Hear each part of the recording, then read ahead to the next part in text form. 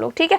तो answer writing ना ऐसे ही नहीं हो जाती। मीन्स आंसर राइटिंग की एक टेक्निक होती है, जिस टेक्निक को फॉलो करके हमको उसको पूरा प्रैक्टिस करना हो। अगर आप ये 9 क्वेश्चंस कर लोगे ना अटेम्प्ट, तो आप ये मानना अभी जितने भी लेक्चर्स हो चुके हैं आज के लेक्चर को मिला के, इन तीनों लेक्चर पे जो यूपीएससी पॉसिबली सवाल पूछ सकता है ना, वो इन्हीं तीनों को मिला के आएगा। अब ध्यान से सुनना इस चीज़ को। अगर आपने अपनी लाइफ के ये 2-3 मिनट मेरे को दे दिए ना, सिर्फ 3 मिनट, मजाक नहीं कर रही मैं, आपको पूरी इकोनॉमी समझ में आ जाएगी, ठीक है। इकोनॉमी का बेस है ये, और इस चीज़ को ध्यान से समझना। एक कीवर्ड होता है, यहाँ पे है डिस्टिंग्विश, इसके बाद यहाँ पर है हमारे पास क्रिटिकली एनालाइज, यहाँ पे है हमारे पास डिफाइन, यहाँ पे है हमारे पास डिफरेंस। समझ में आ गया। और इस हर कीवर्ड का अपना अपना अलग अलग एक मीनिंग है, और इस मीनिंग को हम लोग समझेंगे। और आज के बाद जिस क्वेश्चन में ये क्रिटिकली एनालाइज कीवर्ड को मास्टर कर लो, कोई भी क्वेश्चन आप आंसर कर पाओगे, ठीक है। अब यहाँ पे क्या है, क्वेश्चन क्या है ये बताओ। Distinguish between GDP and GNP 2011 के हैं ये, 2012 के हैं ये, 2013 के हैं ये, 2022, 2020, 2017, 15, 14 एंड देन प्रैक्टिस क्वेश्चन थे ये कुछ, मैंने 30 क्वेश्चन। हाँ, जो टोटल जीडीपी निकलेगा ना, वो कैसे निकलेगा, यहाँ पे 4 प्लस करो, पहले 4 प्लस ये वाला 5 प्लस करो, ये वाला 5। हाय एवरीवन, तो आज हम करने वाले हैं इकोनॉमी। ये पार्ट 3 है। इससे पहले हम लोग 2 लेक्चर्स इकोनॉमी के ऑलरेडी कर चुके हैं। इन केस अगर आप लोगों ने वो वीडियोस नहीं देखी हैं तो उनका लिंक आपको डिस्क्रिप्शन में मिल जाएगा, साथ ही मैं आई बटन पे मेंशन कर दूंगी। तो स्टार्ट करते हैं। स्टार्ट करने से पहले ना एक चीज़ मैं आपको बताती हूँ। अगर मैं यूपीएससी के लिए कोई भी सब्जेक्ट पढ़ रही हूँ, सिर्फ इकोनॉमी ही नहीं, कोई भी सब्जेक्ट, तो मेरा पहला गोल तो मेरा ये होना चाहिए कि मुझे ना उस सब्जेक्ट से रिलेटेड इतना पक्का कर लेना है उस सब्जेक्ट को कि मैं सिर्फ प्री में ही नहीं बल्कि मेंस में भी उससे वो कर पाऊँ, क्वेश्चंस आए तो सॉल्व कर पाऊँ। अब हमारा कई बार एम होता है प्री का सिर्फ, और हम लोग मेंस का नहीं सोचते हैं। तो मान लो अगर आप इस चलते प्री क्वालिफाई कर जाओगे, उसके बाद क्या 3 महीने में आप जितने हमारे पास सब्जेक्ट है उनको कर पाओगे? ये इम्पॉसिबल है करना, राइट, 3 महीने में। तो इसी वजह से जब आप शुरू कर रहे हो ना, तो पहले अपनी मेन्स के लिए प्रिपरेशन को पक्का करो, उसके बाद जाके प्री पे स्विच करो, ठीक है। तो सिमिलरली ये जो सेशन है ना, ये पूरा जो कोर्स है ना इकोनॉमी का, ये मैंने बनाया ही इसलिए था क्योंकि एक इंटीग्रेटेड कोर्स है, आपका प्री भी है प्लस मेंस भी है। अब हम जब भी कोई सब्जेक्ट पढ़ रहे हैं, उस सब्जेक्ट को अगर आपको मास्टर करना है यूपीएससी के लिए, तो 3 चीज़ों पे आपको काम करना है। पहला चीज़ क्या है उसके लिए, कॉन्सेप्ट पे, यानी कि आपको उस सब्जेक्ट से रिलेटेड इतनी कॉन्सेप्चुअल क्लैरिटी होनी चाहिए कि कोई क्वेश्चन अगर आ जाए यूपीएससी के उसमें इकोनॉमी में, तो आप ना उसको आराम से कर पाओ। इतने कॉन्सेप्ट्स आपके तगड़े होने चाहिए। तो ये कॉन्सेप्ट आपके कैसे तगड़े होंगे? 15 रिसोर्सेज पढ़ के नहीं, बल्कि एक रिसोर्स को 15 बार पढ़ के। समझ में आया क्या बोला मैंने आपको? एक ही रिसोर्सेज को 15 बार, 20 बार, 25 बार पढ़ो, जब तक आपको कॉन्सेप्ट्स की क्लैरिटी नहीं है। और स्पेशली अगर मैं बात करूँ इकोनॉमी के टर्म में, इकोनॉमी को आप रट के नहीं निकाल सकते। इकोनॉमी को आपको समझना ही पड़ेगा, और समझने के बाद ही आप इकोनॉमी को क्लियर कर सकते हो। समझ में आया? तो इसीलिए अगर आप इकोनॉमी पढ़ रहे हो तो मेक श्योर कि आप लोगों के सारे कॉन्सेप्ट्स जो है इकोनॉमी के वो क्लियर हो। समझ में आया? दूसरी चीज़ क्या है? दूसरी चीज़ है, अगर मैं इकोनॉमी पढ़ रही हूँ तो मैं प्री कर पाऊँ क्वालिफाई, ये मेरा फर्स्ट एम यही है। तो प्री क्वालिफाई करने के लिए ऑन एन एवरेज हम मान के चलते हैं कि 15 से 20 क्वेश्चन आते हैं प्री में, ठीक है। लेकिन उन 15 से 20 क्वेश्चन को एग्जाम में अटेम्प्ट करने के लिए ना, मुझे अपने आप से कम 1000 से 2000 क्वेश्चंस प्रैक्टिस करने पड़ेंगे प्री के लिए। समझ में आया? तब जाके मैं उन 15 से 20 क्वेश्चंस को ना अटेम्प्ट कर पाऊंगी। और तीसरी चीज़ क्या है? तीसरी चीज़ मेरी होनी चाहिए, अगर मैं कोई भी सब्जेक्ट पढ़ रही हूँ तो मुझे मेंस के लिए ना आंसर राइटिंग अपनी उस सब्जेक्ट को लेके रेडी रखनी है। समझ में आया? अब आप बोलोगे दी ये दोनों चीज़ें तो हो जाएंगी, ठीक है, ये तो हम ठीक है कर लेंगे। अब ये कैसे करेंगे? तो देखो, मेंस में आंसर राइटिंग लिखने का सबसे बेस्ट अप्रोच है कि अगर आप लोग कोई भी सब्जेक्ट पढ़ रहे हो, कोई भी मतलब है कोई भी सब्जेक्ट, तो आप ना उस सब्जेक्ट के स्टैटिक पार्ट से कम 500 क्वेश्चन से लेके 1000 क्वेश्चन तक मान के चलो, मतलब प्रिपेयर करके चलो। फॉर एग्जाम्पल, हमने अभी 2 लेक्चर्स में इन्फ्लेशन पढ़ लिया है। अब अगर आपके पास मेंस में इन्फ्लेशन रिलेटेड कोई भी क्वेश्चन आता है कि डिफाइन इन्फ्लेशन या इसके टाइप्स बताओ, तो आपके पास इतना डेटा, इतना आप प्रैक्टिस्ड होने चाहिए कि आप उस चीज़ को अटेम्प्ट करके आओ एग्जाम सेंटर में। समझ में आ रहा है क्या कह रही हूँ मैं? और इसी वजह से हमारे पास हम क्यों नहीं कर पाते हैं अटेम्प्ट? क्योंकि हमारे पास प्रैक्टिस नहीं है उतनी, राइट। तो उस चीज़ को अच्छे से करने के लिए हमें मेक श्योर करना पड़ेगा कि जब हम कोई सब्जेक्ट पढ़ रहे हैं तो उसके ऊपर प्री के लिए कम से कम 1000 क्वेश्चन प्रिपेयर करें, मेन्स के लिए कम से कम 500 क्वेश्चन प्रिपेयर होने चाहिए। अब मैं बात करूँ अगर इकोनॉमी के रिस्पेक्ट में, तो इकोनॉमी हमारे GS3 का पार्ट है, राइट। तो GS3 में इकोनॉमी के अलावा भी सब्जेक्ट्स हैं। इकोनॉमी से मिनिमम मुझे 500 क्वेश्चन प्रिपेयर करने हैं। अब वो 500 क्वेश्चन कैसे प्रिपेयर होंगे, तो 2 तरीके हैं करने के। पहला तरीका तो ये है कि जितने भी प्रीवियस ईयर क्वेश्चंस हैं आप उन सबको कर डालो। मैं आज ही आपको शो करूँगी प्रीवियस ईयर क्वेश्चंस का कितनी बार रिपीट होते हैं वो, तो इसीलिए वो करना बहुत ज़्यादा ज़रूरी है। प्लस उनसे हमें आइडिया मिलता है कि यूपीएससी में एग्जैक्टली किस तरीके से क्वेश्चन पूछे जाते हैं और एग्जैक्टली किस तरीके से क्वेश्चन पूछे जा सकते हैं। क्लियर है। और तीसरी चीज़ क्या बोली मैंने आपको, प्री के लिए 1000 क्वेश्चन प्रिपेयर करने हैं और मेंस के लिए ना जब हम पढ़ रहे होंगे ना, तो मेरा एम जो है ना, आज आपको पता लग जाएगा मेरा एम है क्या। तो मेरा एम ये है कि अगर मैं आपको कोई कॉन्सेप्ट पढ़ा रही हूँ, किसी भी तरीके का कॉन्सेप्ट इकोनॉमी में, तो आपके पास आपका माइंड इस तरीके से डेवलप हो जाए कि आप उसके लिए मेंस आंसर राइटिंग की प्रैक्टिस करके आ जाओ। मतलब मेंस आंसर राइटिंग, आप मेंस का क्वेश्चन अटेम्प्ट करके आ जाओ। समझ रहे हो मैं क्या कहना चाह रही हूँ। तो वो कैसे होगा, सपोज करो यूपीएससी में क्वेश्चन आता है describe this, analyse this, critically analyse this, examine this. तो ये 4 कीवर्ड मैंने आपको बता दिए। अब आप चारों को 4 अलग अलग कीवर्ड्स है, पर इन चारों ही क्वेश्चंस को आप सेम तरीके से अप्रोच करके आ रहे हो एग्जाम में, तो आप नहीं कर पाओगे उस चीज़ को। समझ रहे हो।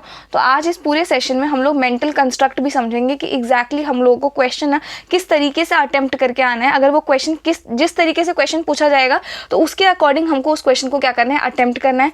साथ ही आपने देखा होगा हर टॉपर की कॉपी देखो उठा के, उनका अपना आंसर राइटिंग का एक फ्रेमवर्क रहता है कि क्वेश्चन है, मुझे 3 पार्ट्स में ना इसके आंसर्स को लिखना है और ये फीचर्स है जिसको मुझे हाईलाइट करना है। तो इस सीरीज़ से ना आप वो भी समझोगे और आई गारंटी यू इसके बाद ना आपके पास 500 क्वेश्चन मिनिमम रहेंगे प्रिपेयर्ड इकोनॉमी से। 1000 क्वेश्चंस की आप प्रैक्टिस ऑलरेडी कर चुके रहोगे प्रीलिम्स की, तो आपके और प्लस आपके पास कॉन्सेप्चुअल क्लैरिटी भी रहेगी। तो इकोनॉमी में कहीं से भी आप फेल नहीं होगे। ठीक है। तो मैं आपको एक चीज़ बताती हूँ, अपना एक्सपीरियंस। मुझे ऐसा लगता है कि मेरे पास अभी इतनी नॉलेज है ना, तो मैं सब शेयर कर दूँ। इस चलते मैं सोचती हूँ मैं ये सब्जेक्ट भी पढ़ा दूँ, वो भी पढ़ा दूँ, और यही सारी गड़बड़ हो जाती है। तो इसीलिए अब मैंने सोचा है कि पहले हम लोग 1-2 सब्जेक्ट्स को पहले कवर कर लेते हैं, देन बाकी के सब्जेक्ट्स पे मूव ऑन करेंगे। मैं ये नहीं कह रही कि मैं हिस्ट्री के लेक्चर्स नहीं डालूंगी या कुछ नहीं डालूंगी, मैं डालूंगी, but for the time being आप में से जितने लोग टेलीग्राम चैनल पे ऑलरेडी ज्वाइंट हैं उनको पता होगा मैं किस चीज़ के रिगार्डिंग बात कर रही हूँ। तो आप लोग अभी फ़िलहाल हमारा फोकस रहेगा इकोनॉमी करने का, और अब कोई टाइम टेबल नहीं है। अब मैं क्या करूँगी, कंसिस्टेंटली आज से वीडियोज़ आएंगे इस चैनल पर। आज इकोनॉमी है, कल पॉलिटी डाल दूँगी, उसके बाद मैं PT 365 स्टार्ट करने का सोच रही हूँ वो। तो इस तरीके से आपकी डेली की डेली वीडियोस आती रहेंगी इस चैनल पे। एंड आई जेन्युइनली वांट कि आप लोग इस चीज़ को अच्छे से समझो इकोनॉमी को। मैं आज का सेशन जो होने वाला है आई थिंक काफ़ी ज़्यादा लंबा होने वाला है, तो अब इसको स्टार्ट करते हैं। स्टार्ट करने से पहले थोड़ा सा जो हमने दोनों सेशंस में पढ़ा है उनको फटाफट से रिवाइज कर लेते हैं। चलते हैं जल्दी जल्दी ऊपर। तो देखो हमने फर्स्ट लेक्चर में क्या पढ़ा था, हमने फर्स्ट लेक्चर में पढ़ा था एक सेकेंड, अरे ये पढ़ा था हमने फर्स्ट लेक्चर में, राइट। ये इसको मिटा देते हैं। हाँ, तो हमने क्या पढ़ा था फर्स्ट लेक्चर में, ये सारी चीज़ें पढ़ी थी। अब हमने क्या पढ़ा था, इसमें इंट्रोडक्शन पढ़ा था कि एग्जैक्टली इकोनॉमी क्या है, इकोनॉमिक्स क्या है, ये हमने समझा था। फिर हमने इंडिया का जो इकोनॉमी सेक्टर है वो किस तरीके से डिवाइड हो रखा है, हमने वो समझा था। इसके बाद ब्रांचेस देखे थे, मैक्रो और माइक्रो नहीं, इंडिया का इकोनॉमी सेक्टर नहीं, हमारा इकोनॉमी सेक्टर किस तरीके से डिवाइडेड है और इंडिया कौन सी इकोनॉमी फॉलो करता है, ये देखा था हमने। इसके बाद हमने ब्रांचेस देखी थी, मैक्रो और माइक्रो। फिर हमने इन दोनों इकोनॉमीज के बारे में पढ़ा था, किस तरीके से ओपन इकोनॉमी फंक्शन करती है, किस तरीके से क्लोज इकोनॉमी फंक्शन करती है। इसके बाद हमने पढ़ा था factor cost and market price. ठीक है, तो एक बार इसको समझते हैं एक बार और, फैक्टर कॉस्ट क्या है और मार्केट प्राइस क्या है, क्योंकि आज के लेक्चर्स में ना फैक्टर कॉस्ट का काफ़ी टाइम यूज़ होने वाला है। तो फैक्टर कॉस्ट क्या है, मान लो कि मैंने 20 रुपये की कोई चीज़ है जिसका फाइनल प्राइस क्या है 20 रुपये की। मैं कोई चॉकलेट खरीद रही हूँ मार्केट में, उस चॉकलेट का प्राइस है 20 रुपये। अब वो जो चॉकलेट का प्राइस है 20 रुपये, डेफिनेटली जिसने उस चॉकलेट को बनाया है, जिस कंपनी ने, उसको 20 रुपये की नहीं पड़ी होगी ये चॉकलेट, राइट। उसने बनाया होगा, लेट्स सपोज 5 रुपये में बना लिया उसने चॉकलेट को। फिर गवर्नमेंट ने उससे कुछ पैसे टैक्स भी मांगे होंगे क्योंकि वो इंपोर्ट कर रहा है, और क्या कहते हैं इंपोर्ट कर रहा है चीज़ें चॉकलेट बनाने के लिए, प्लस एक्सपोर्ट कर रहा है अपनी चॉकलेट्स को, राइट। तो उस पूरा टैक्स को मिला के हम लोग 5 रुपये मान लेते हैं। उसके बाद गवर्नमेंट ना, बड़े बिजनेस हो चाहे छोटे बिजनेस हो, उन्हें कुछ ना कुछ सब्सिडी देती है अमाउंट गवर्नमेंट। तो मान लो गवर्नमेंट ने उसको सब्सिडी दिया है 2 रुपये, तो टोटल इसका जो कॉस्ट है बनाने का, इसको जो लग गया है वो कितना लग गया है, 10 - 2 कितना हो गया, 8 रुपये। प्लस अब इसने इसमें 12 रुपये का अपना प्रॉफिट जोड़ दिया है। ठीक है, अब ये सारा करने के बाद इसके पास सामान जो है फाइनली कितने का बन गया है, 20 रुपये का बन गया है। तो ये जो 20 रुपये का सामान है ये फैक्टर कॉस्ट है, यानी कि फाइनल कॉस्ट है। देखो फैक्टर कॉस्ट को ही final cost, cost of production, factor payment, ये सारी चीज़ें बोलते हैं। मैं आगे जो है ना लेक्चर में ये सारे टर्म्स यूज़ करूँगी, तो कन्फ्यूज़ मत होना बिल्कुल भी। अब इसका एक्चुअल मतलब क्या है, भले इतने सारे टर्म्स में यूज़ करूँ, इसका एक्चुअल मतलब है सिर्फ प्रोडक्ट के रिस्पेक्ट में ही नहीं, किसी भी चीज़ के रिस्पेक्ट में जो फाइनल कॉस्ट है। क्या बोल दिया मैंने आपको, फैक्टर कॉस्ट क्या है मेरे पास, फैक्टर कॉस्ट क्या है, फाइनल कॉस्ट जो लास्ट क्या है। अगर मैं बोलूँ आपको कि मेरे को 12 रुपये टैक्स मिल रहे हैं, 12 रुपये टैक्स मुझे देना पड़ रहा है, तो 12 रुपये हर तरीके का टैक्स, कॉर्पोरेट टैक्स, ये टैक्स वो टैक्स, ये सारे तीनों तरीके के टैक्स मिला के मुझे 12 रुपये देने पड़ रहे हैं। तो ये टोटल क्या है, ये क्या है, क्या कहते हैं, फैक्टर कॉस्ट है ये। अगर मैं बोलूँ ये चीज़ फैक्टर कॉस्ट है तो समझ जाना वो चीज़ फाइनल कॉस्ट है किसी भी चीज़ की। समझ में आ गया, क्योंकि आज के लेक्चर में हम लोग ये सारी चीज़ें यूज़ करने वाले हैं। आप स्टार्ट करते हैं। हाँ, तो कहाँ थी मैं, फिर मैंने फैक्टर कॉस्ट बता दिया आपको, मार्केट प्राइस बता दिया, इसके बाद जीडीपी हमने देखा था, जीएनपी देखा था, इन्हीं के रिस्पेक्ट में चीज़ें देखी थी। फिर हमने इन्फ्लेशन समझा था, और इन्फ्लेशन को हम लोग कितने तरीक़ों से मेजर करते हैं हमने वो भी देखा था, राइट। तो ये सारी चीज़ें ही क्या है, हमारे लिए इंपॉर्टेंट है। इसके बाद हम चलते हैं लेक्चर नंबर 2 पे। लेक्चर नंबर 2 पे हम लोगों ने क्या समझा था, तो लेक्चर नंबर 2 का है हमारे पास, एक सेकेंड, ये रहा। लेक्चर नंबर 2 में हमने सिर्फ इन्फ्लेशन को समझा था, इन्फ्लेशन क्या है, डिफ्लेशन क्या है, इन्फ्लेशन कितने तरीके के, उनके टाइप्स देखे थे, मनी सप्लाई देखा था। अब जब मैं आप लोगों को मनी सप्लाई करा रही थी ना, मैंने तभी आप लोगों को कहा था कि मनी सप्लाई जो है वो मतलब आगे आने वाले जो लेक्चर्स हैं उसमें मनी सप्लाई का काफ़ी यूज़ है, और money supply one of the most important topic है। अभी कम से कम आप ये मानो आज का लेक्चर भी मनी सप्लाई के ऊपर है पूरा, कल का भी आई थिंक मनी सप्लाई के ऊपर भी जाएगा, कल का इन द सेंस नेक्स्ट लेक्चर, और उससे नेक्स्ट भी आपका मनी सप्लाई के ऊपर ही जाएगा। तो 2-3 लेक्चर्स हैं जो मनी सप्लाई के ऊपर जाएंगे। इन केस नहीं समझा है तो पिछली वीडियो देखो, अच्छे से समझो इसको। अब मैंने लास्ट वीडियो में थोड़ा सा ब्रीफली आपको बॉन्ड के बारे में बताया था, इसके बारे में हम लोग आज भी डिस्कस नहीं करेंगे, नेक्स्ट वीडियो में बॉन्ड अच्छे से करेंगे। इसके बाद हम लोगों ने पब्लिक प्राइवेट पार्टनरशिप देखी थी, आज जब हम लोग मेंस का आंसर राइटिंग करेंगे तो ये समझेंगे और ये कितना इंपॉर्टेंट है ये भी देखेंगे। फिर हम लोगों ने पब्लिक सेक्टर एंटरप्राइज देखा था, राइट। ये हमारा सेकेंड लेक्चर का था पूरा। आज हम लोग एग्जैक्टली क्या पढ़ने वाले हैं, आज ऐसा क्या करने वाले हैं हम लोग, ये देखते हैं। तो आज हम लोग करने वाले हैं ये, आज हम लोग पढ़ने वाले हैं पहले तो ये कि जीडीपी क्या है। हमने देखा था, जीडीपी को समझा था, पर हमने ये नहीं देखा कि जीडीपी को हम लोग कैलकुलेट कैसे करते हैं। आज हम लोग समझने वाले हैं कि जीडीपी को एग्जैक्टली हम लोग कैसे कैलकुलेट करते हैं, पहली चीज़। इसके बाद हम लोग देखेंगे मनी सप्लाई क्या है, फिर रिजर्व बैंक ऑफ इंडिया के बारे में समझेंगे, फिर मॉनेटरी पॉलिसी फ्रेमवर्क एग्रीमेंट, फिर मॉनेटरी पॉलिसी कमेटी के बारे में समझेंगे, टाइप्स देखेंगे इनके, एक्सपेंशनरी और कॉन्ट्रैक्शनरी, फिर सोर्सेज देखेंगे मनी सप्लाई के, और ये सारे क्वांटिटेटिव टूल्स हैं जिनसे मनी सप्लाई को मेजर किया जाता है। अब चैप्टर को फाइनली हम लोग स्टार्ट करते हैं। इस चैप्टर को स्टार्ट करने से पहले एक चीज़ का मुझे ऑनेस्टली आंसर देना, आप लोगों ने, मैंने आप लोगों को फर्स्ट वीडियो में कुछ क्वेश्चंस दिए थे, और जो लोग टेलीग्राम चैनल पे ज्वाइंट हैं उनको पता होगा कि मैंने प्रैक्टिस सेट ऑफ क्वेश्चंस भेजे थे टेलीग्राम ग्रुप पे। क्या आप लोगों ने उन क्वेश्चंस को किया, ऑनेस्टली बताना मेरे को, ठीक है। क्योंकि अगर आप लोग कंसिस्टेंटली उनको सॉल्व नहीं कर रहे हो ना, बाद के लिए टाल रहे हो, तो वो चीज़ें बाद के लिए मतलब कभी नहीं। यूपीएससी में कोई सब्जेक्ट बाद के लिए मीन्स कभी भी नहीं, ठीक है। इसी वजह से उनको अभी करो, इसी वक्त सॉल्व करो, पहले उन दोनों लेक्चर्स को देके कोई डाउट है तो पूछो, एंड देन जाके इस लेक्चर पे जंप करो, ठीक है। अब स्टार्ट करते हैं इसको। तो हमने देखा था जीडीपी क्या होता है बच्चों, जीडीपी ये होता है कोई भी एक कंट्री है उसका डोमेस्टिक टेरिटरी जो है, वहाँ जो भी चीज़ें उगाई जाती हैं, कोई भी फाइनल वो चीज़ है, चाहे गुड्स हो चाहे सर्विसेज हो, वो उसका कॉस्ट क्या है, जीडीपी है। ये हमने समझा था, और फर्स्ट वीडियो में मैंने आपको काफ़ी डिटेल में समझाया था कि एग्जैक्टली जीडीपी और जीएनपी को कैसे कैलकुलेट करते हैं, राइट। अब एक चीज़ मुझे बताओ, जीडीपी मैंने आपको समझा दिया, अब अगर मैं आपको ये बोलूँ कि किसी भी कंट्री की इनकम को हम लोग कैसे मेजर करते हैं, क्या बोला मैंने आपको, किसी भी कंट्री की इनकम को एग्जैक्टली मेजर कैसे किया जाता है, तो आप बोलोगे दी जीडीपी से किया जाता है। आपने बताया था जीडीपी और जीएनपी का हम लोग यूज़ करते हैं किसी भी कंट्री की इनकम को मेजर करने के लिए, राइट। लेकिन अगर मैं आपसे ये बोलूँ कि ठीक तो है लेकिन कैसे करते हो, तो आप बोलोगे दी जितना इनकम होता है उसको जोड़ दो, राइट, जैसे मैंने आपको फर्स्ट वीडियो में समझाया था। तो दैट इज़ एब्सोल्युटली करेक्ट। लेकिन जीडीपी को ना मेजर करने के 3 तरीके हैं, समझ में आया। जीडीपी को कैलकुलेट करने के 3 तरीके हैं। उनमें से पहला तरीका है मेरे पास इनकम मेथड, दूसरा तरीका है एक्सपेंडिचर मेथड, और तीसरा तरीका है प्रोडक्शन और ग्रॉस वैल्यू एडेड मेथड। अब ये तरीके क्या हैं इनको समझते हैं पहले ध्यान से। क्या बोला मैंने आपको, जीडीपी को 3 तरीकों से मेजर कर सकते हैं। पहला क्या है, इनकम मेथड। तो इनकम मेथड समझने से पहले एक चीज़ बताओ, मैंने आपको फर्स्ट लेक्चर में, देखते हैं थोड़ा सा पहले ऊपर चलते हैं, फर्स्ट लेक्चर में मैंने आपको एक कॉन्सेप्ट पढ़ाया था, उस कॉन्सेप्ट का नाम है स्टेक होल्डर्स ऑफ इकोनॉमी।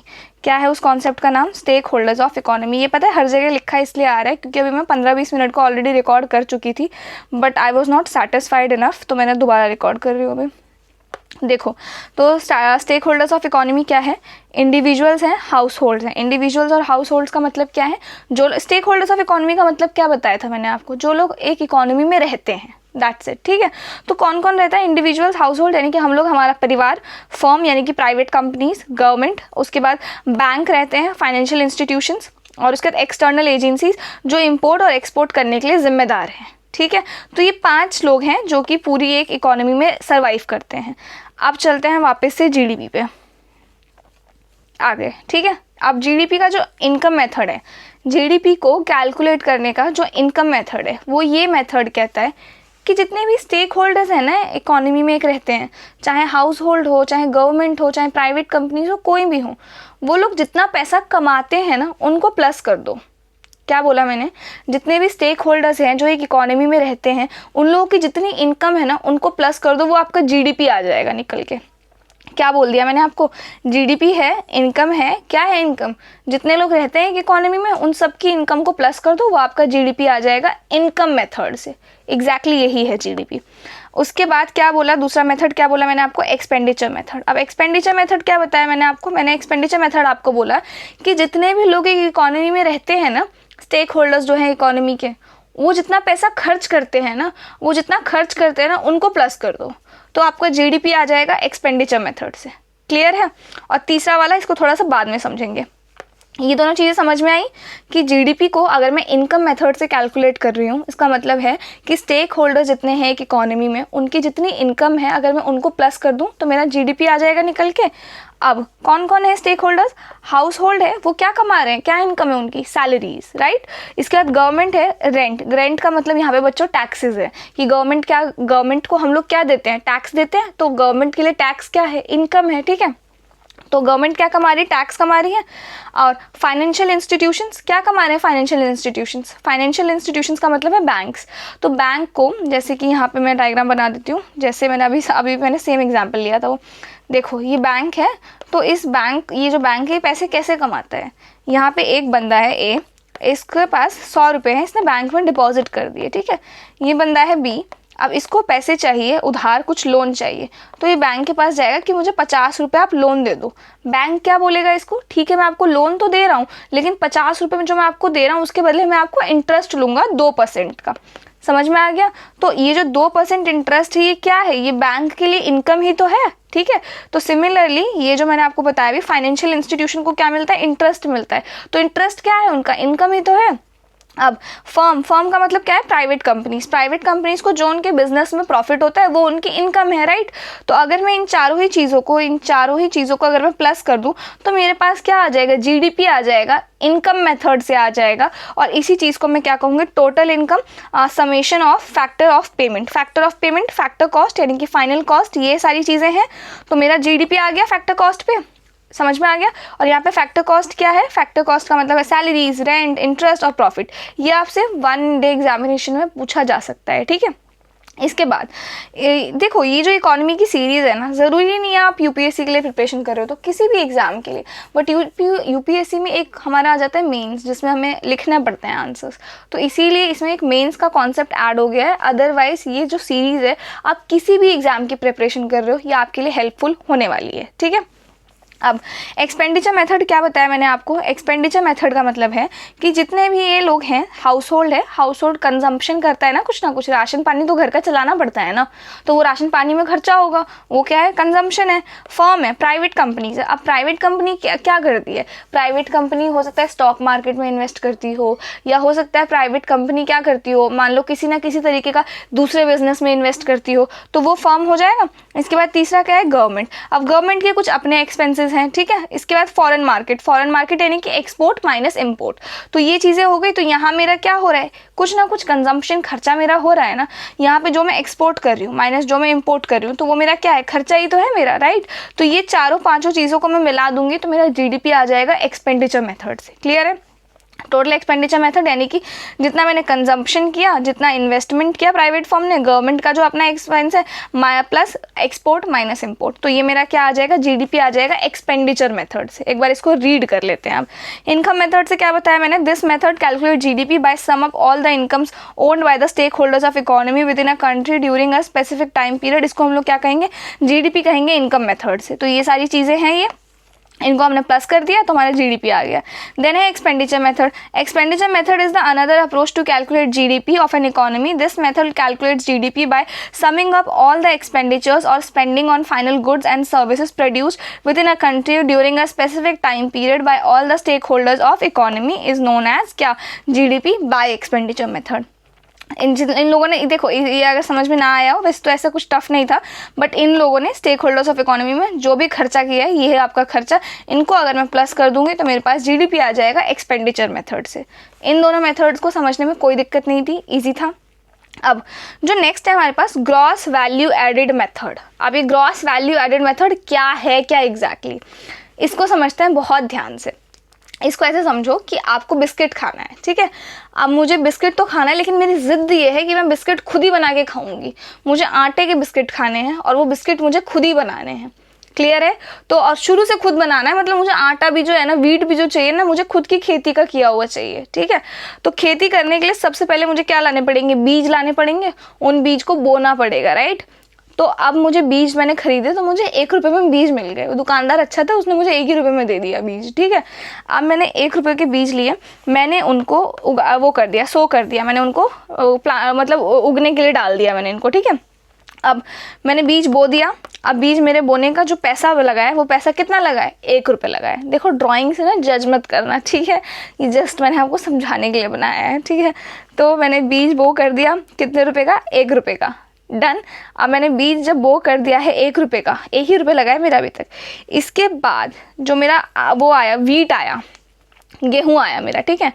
अब गेहूँ को क्या कर दिया, जो गेहूँ की कीमत हो गई, अब उस गेहूँ की कीमत 5 रुपये हो गई है। क्या हो गई है गेहूं की कीमत, 5 रुपये, समझ रहे हो आप। पहले जब वो बीज था ना, तब उसकी कीमत थी 1 रुपये, पर जब वो गेहूं बन गया तब उसकी कीमत कितनी है, 5 रुपये कीमत है उसकी।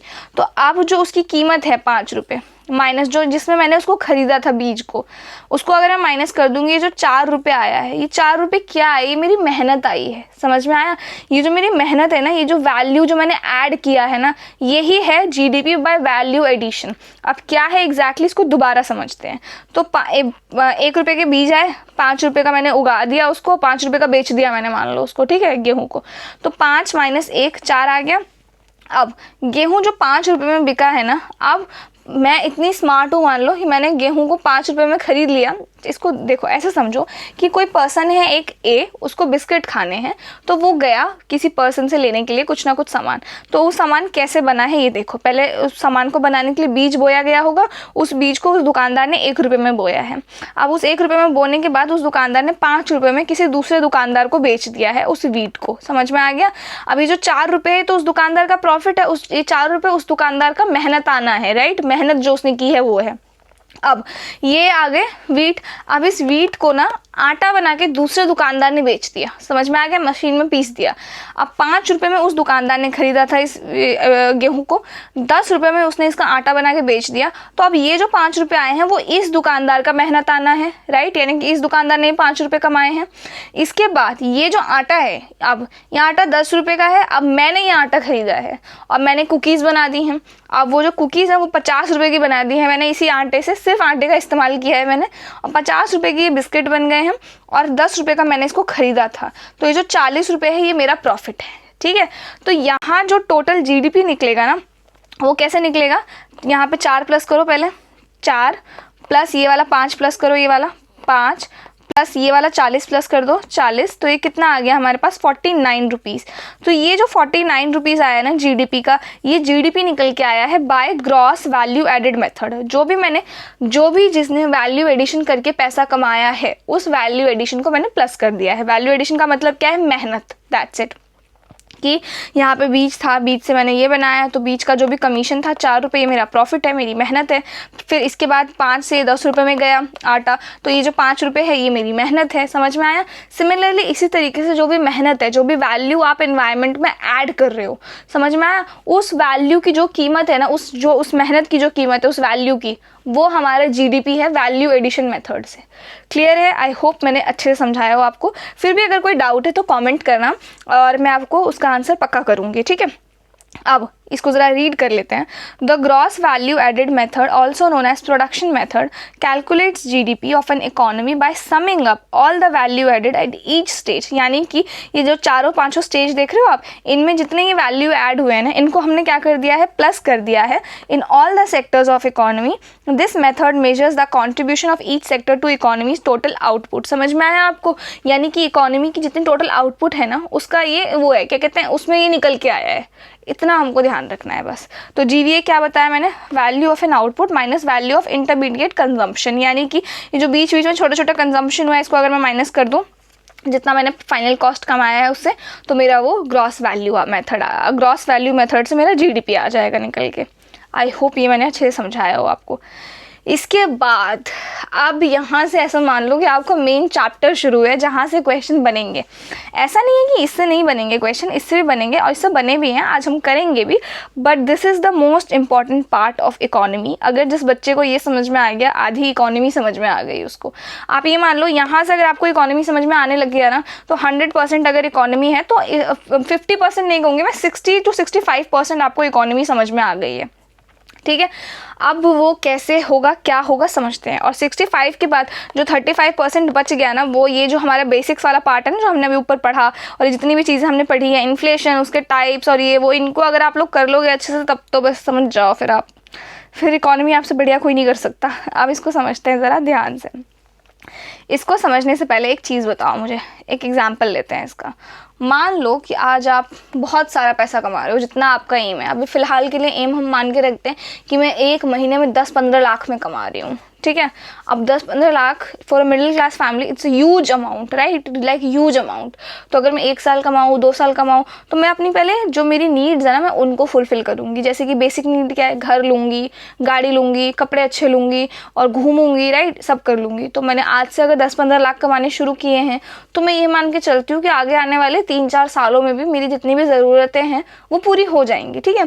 उसके बाद क्या, मान लो आज अब मैं इस स्टेज पे हूँ कि मैं 15-20 लाख से ज़्यादा कमा रही हूँ और मेरे पास सब कुछ है, घर है, गाड़ी है, मतलब मस्त है, डिज़ाइनर बैग्स है, कपड़े हैं, ब्रांडेड शूज़ हैं, सब कुछ है बढ़िया बढ़िया।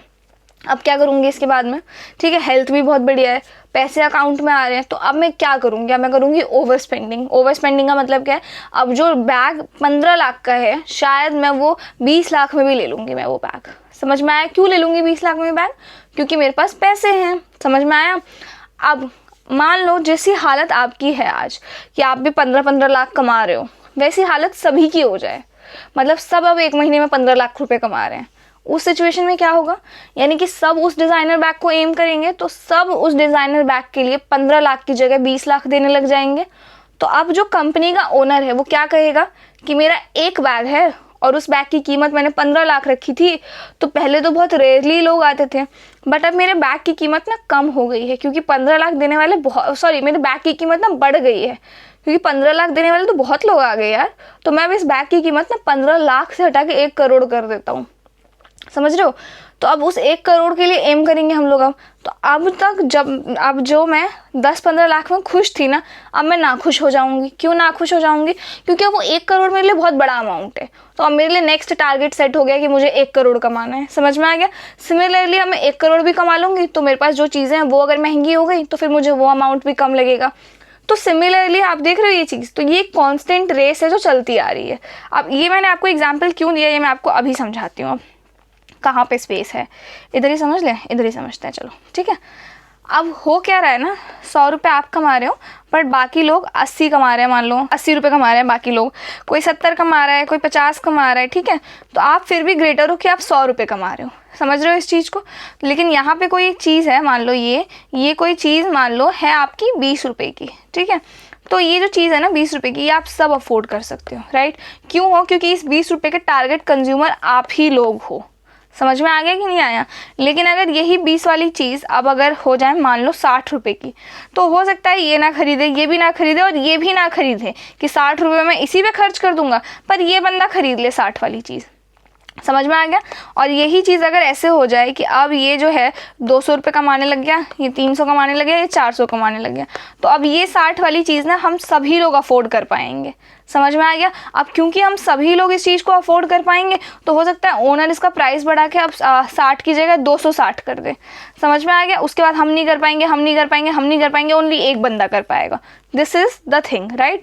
अब ये मैं आपको क्यों समझा रही हूँ, इस चीज़ को ध्यान से समझना। अगर मेरे पास बहुत सारे पैसे हैं, मेरे पास ही नहीं सबके पास पैसे हैं, समझ में आ गया, तो महंगाई आएगी। क्या बोला मैंने आपको?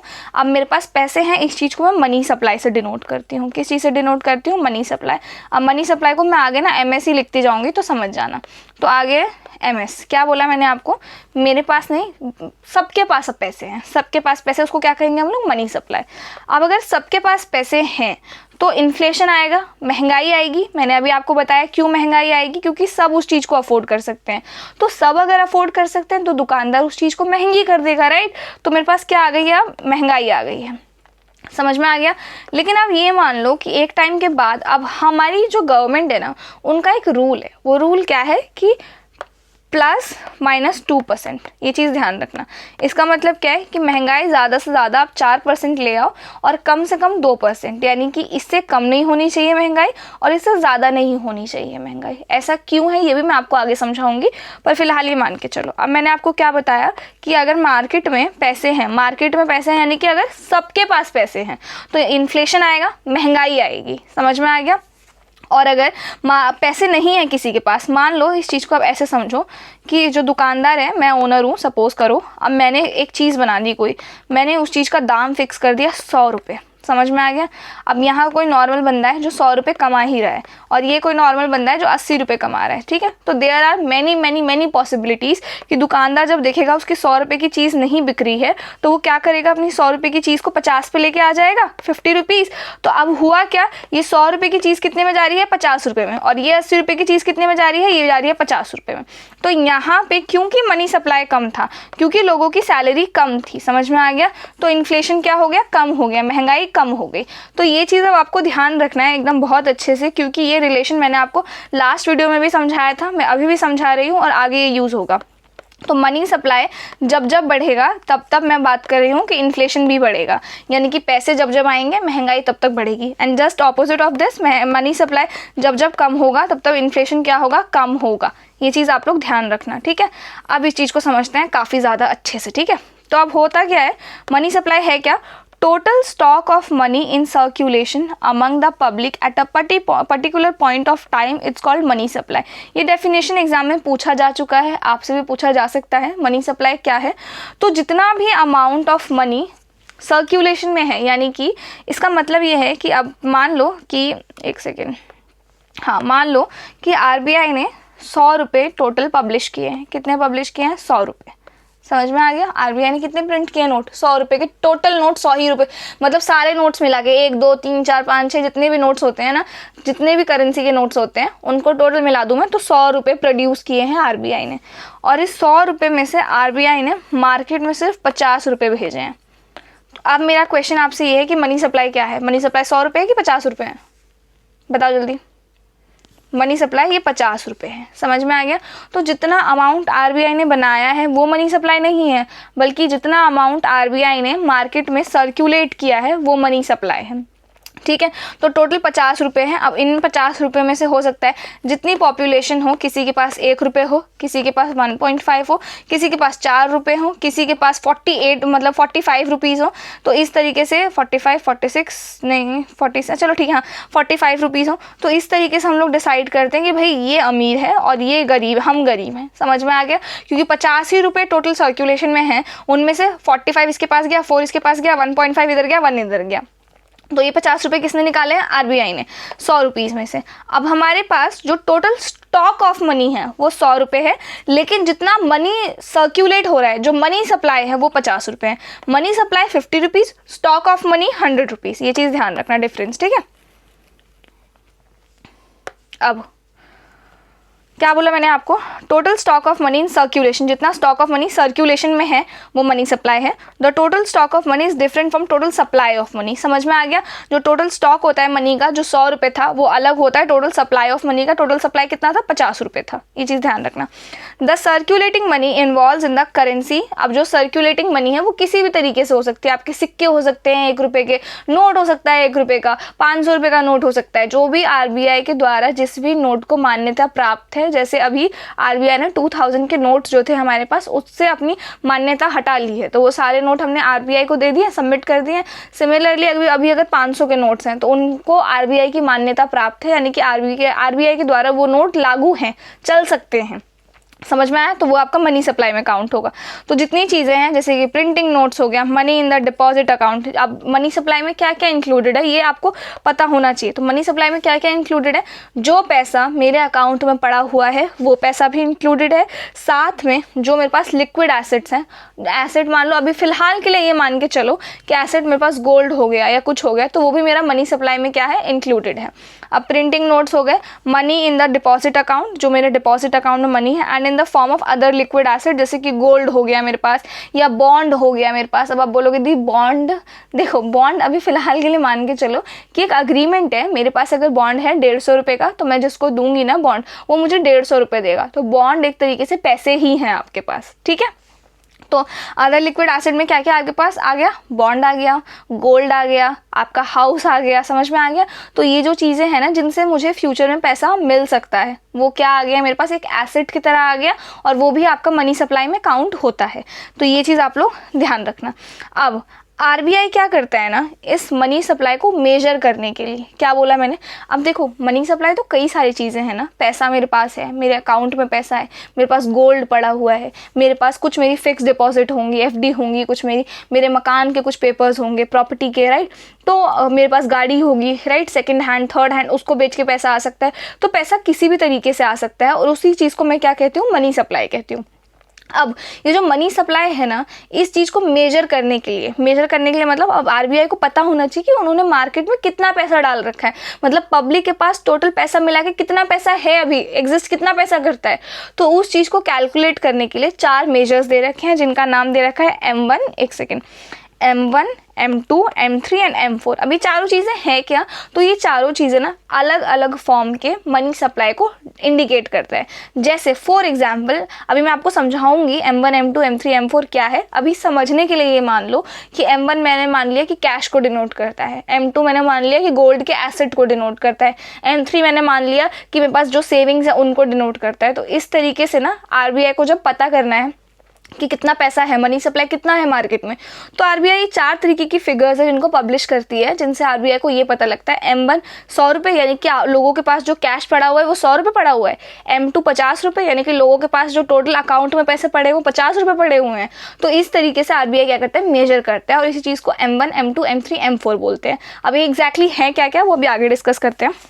अब RBI publishes figures for 4 alternative measures of money supply, that is M1, M2 and M3 and M4. These measures represent different levels of liquidity in the economy. समझ में आ गया, यानी कि डिफरेंट तरीके से जो हमारे पैसे एग्जिस्ट करते हैं ना उनको मेजर करता है ये। अब M1 देखो, इनमें से अभी नैरो मनी और ये सब बाद में समझेंगे, फिलहाल M1 समझो। M1 क्या है, डिफाइन क्या करता है ये, it represents the most liquid component of the money supply that are readily available for transactions. यानी कि इसका मतलब क्या है, बताओ मुझे। इसका मतलब ये है कि वो पैसे जो लोगों के पास अभी है, जो लोग अभी खर्च कर देंगे, क्या है वो पैसे, बताओ मुझे। मेरे जो मैं गूगल पे कर सकती हूँ, पेटीएम कर सकती हूँ, जो मैं अभी कैश दे सकती हूँ, यही 3 चीज़ें हैं। या फिर मेरे जो अगर मुझे बहुत ज़रूरत है तो मैं एफडी कर अपनी तुड़वा सकती हूँ, राइट। तो ये वो चीज़ें हैं जो मैं दे सकती हूँ हाथों हाथ। मतलब ऐसा नहीं है कि मैं अगर प्रॉपर्टी बेचूंगी तो मेरे पास पैसे आने में टाइम लगेगा, हो सकता है 1 हफ्ता, हो सकता है 2 हफ्ता, हो सकता है 3 हफ्ता। गाड़ी बेचूंगी तो गाड़ी के पैसे आने में टाइम लग सकता है, ज्वेलरी बेचूंगी ज्वेलरी के पैसे आने में टाइम लग सकता है, राइट। लेकिन ये वो चीज़ है, ये वो फॉर्म ऑफ पैसे हैं मेरे पास जो मेरे पास अभी एग्जिस्ट करते हैं। तो मेरा मन कर रहा है कि मेरे पास अभी 100 रुपये है कैश, तो मैं 100 रुपये देके गोलगप्पे खा लूँ, तो वो चीज़ क्या है, M1 है। समझ में आ गया। मेरा मन है कि अभी मैं जीपे कर दूँ गोलगप्पे वाले को, 100 रुपये भैया आपके, लो 100 रुपये, तो जो 100 रुपये तुरंत उसके पास चले गए ना, दैट इज M1। समझ में आ गया। अब M1 में क्या क्या है, C plus DD plus OD। अब ये क्या है, तो C मतलब क्या, करेंसी विद पब्लिक। 100 रुपये का नोट है मेरे पास, 50 रुपये का नोट है मेरे पास, टोटल मिला के 500 रुपये है मेरे पास। भले वो 500 रुपये 10 के नोट में, पर वो क्या है मेरे पास, इसमें कैलकुलेट होगा। फिर DD demand deposit with bank, जो मेरी डिपॉजिट्स हैं बैंक के साथ। OD other deposits with RBI, other forms of deposits, यानी कि मान लो FD है या कुछ भी इस तरीके का डिपॉजिट है जो मेरा बैंक के साथ है, वो इसमें इंक्लूड हो जाएगा। अब इसके कंपोनेंट क्या क्या है, करेंसी विद द पब्लिक, जो मेरे पास है करेंसी, जो नोट्स हो गए, कॉइन्स हो गए, जो भी पब्लिक हेल्ड करती है, एक्सक्लूडिंग दोज विद बैंक्स, जो बैंक में नहीं है। ये जो है ना, ये चीज़ वो है जो अभी मेरे पास है। क्या बोला मैंने, अगर आपसे क्वेश्चन बनता है कि M1 में क्या ये अमाउंट भी आता है जो बैंक में है, तो येस। बट अगर आपसे ये क्वेश्चन बनता है कि M1 में जो हमारे पास करेंसी विद पब्लिक है, इसका मतलब ये है जो बैंक में बनता है, तो no. Currency with public in the sense कि जो अभी फॉर्म मेरे पास, जो मेरे हाथ में, जो मेरी जेब में है। समझ में आ गया। इसके बाद demand deposit, bank deposit that can be withdrawn, और demand example current and savings account, जो मेरे करेंट एंड सेविंग्स अकाउंट में जो पैसे मैं अभी मतलब दे तो सकती हूँ आपको, लेकिन मैं बैंक के थ्रू आपको दूंगी। समझ में आ गया।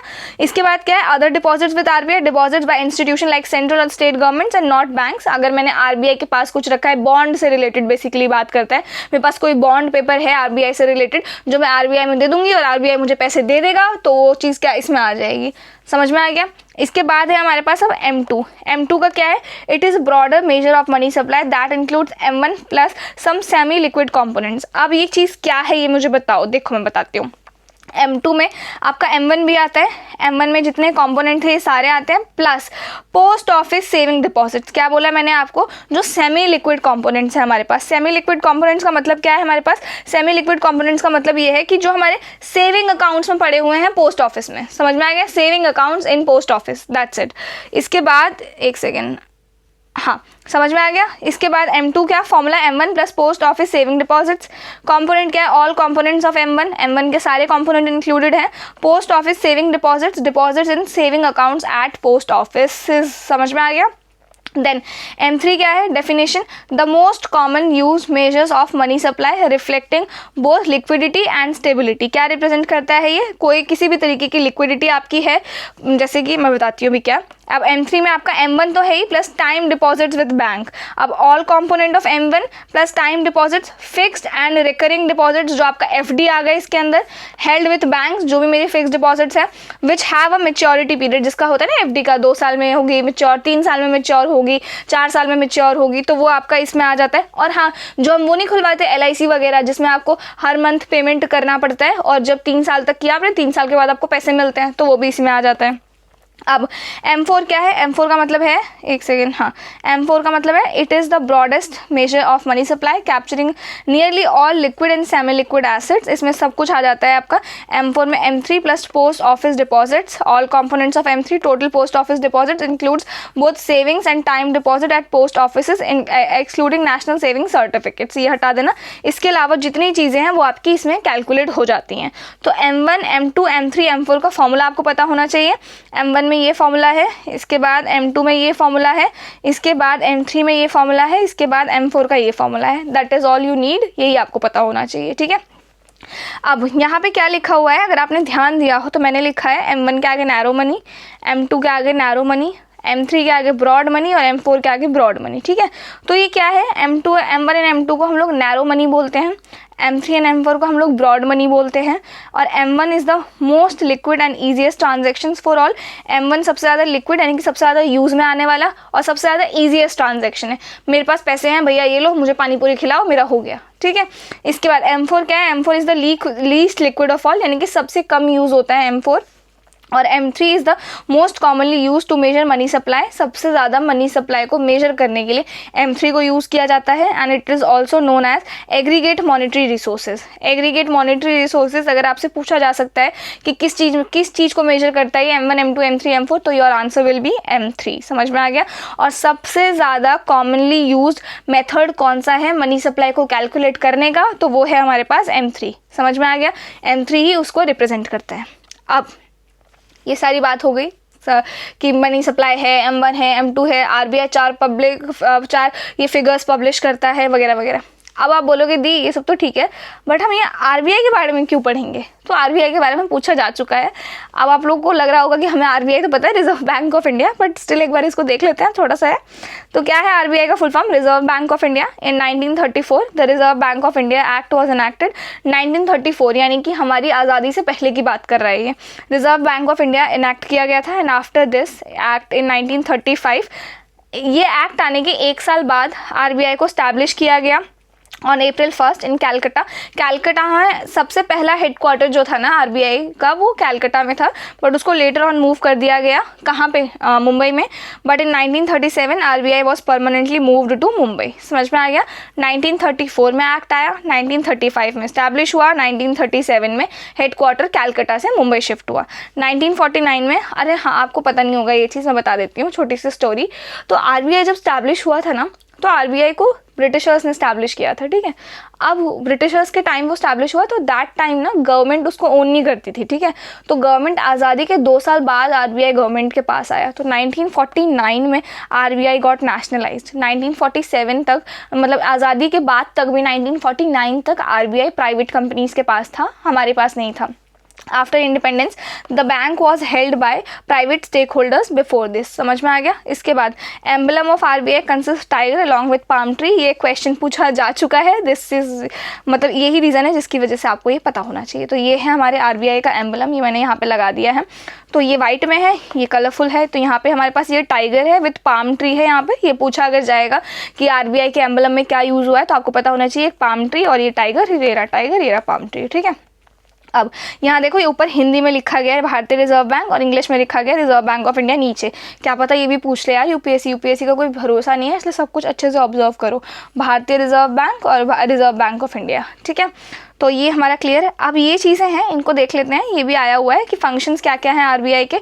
तो देखो, अगर आप ये नहीं भी पढ़ते हो तब भी थोड़ा सा कॉमन सेंस लगाओ, आरबीआई के क्या क्या फंक्शंस होंगे। पहला फंक्शन हम लोग गेस करते हैं, ठीक है। अभी स्क्रीन पे मत देखो स्क्रीन पे, हटा दो ये सब मत देखो अभी स्क्रीन पे, ठीक है।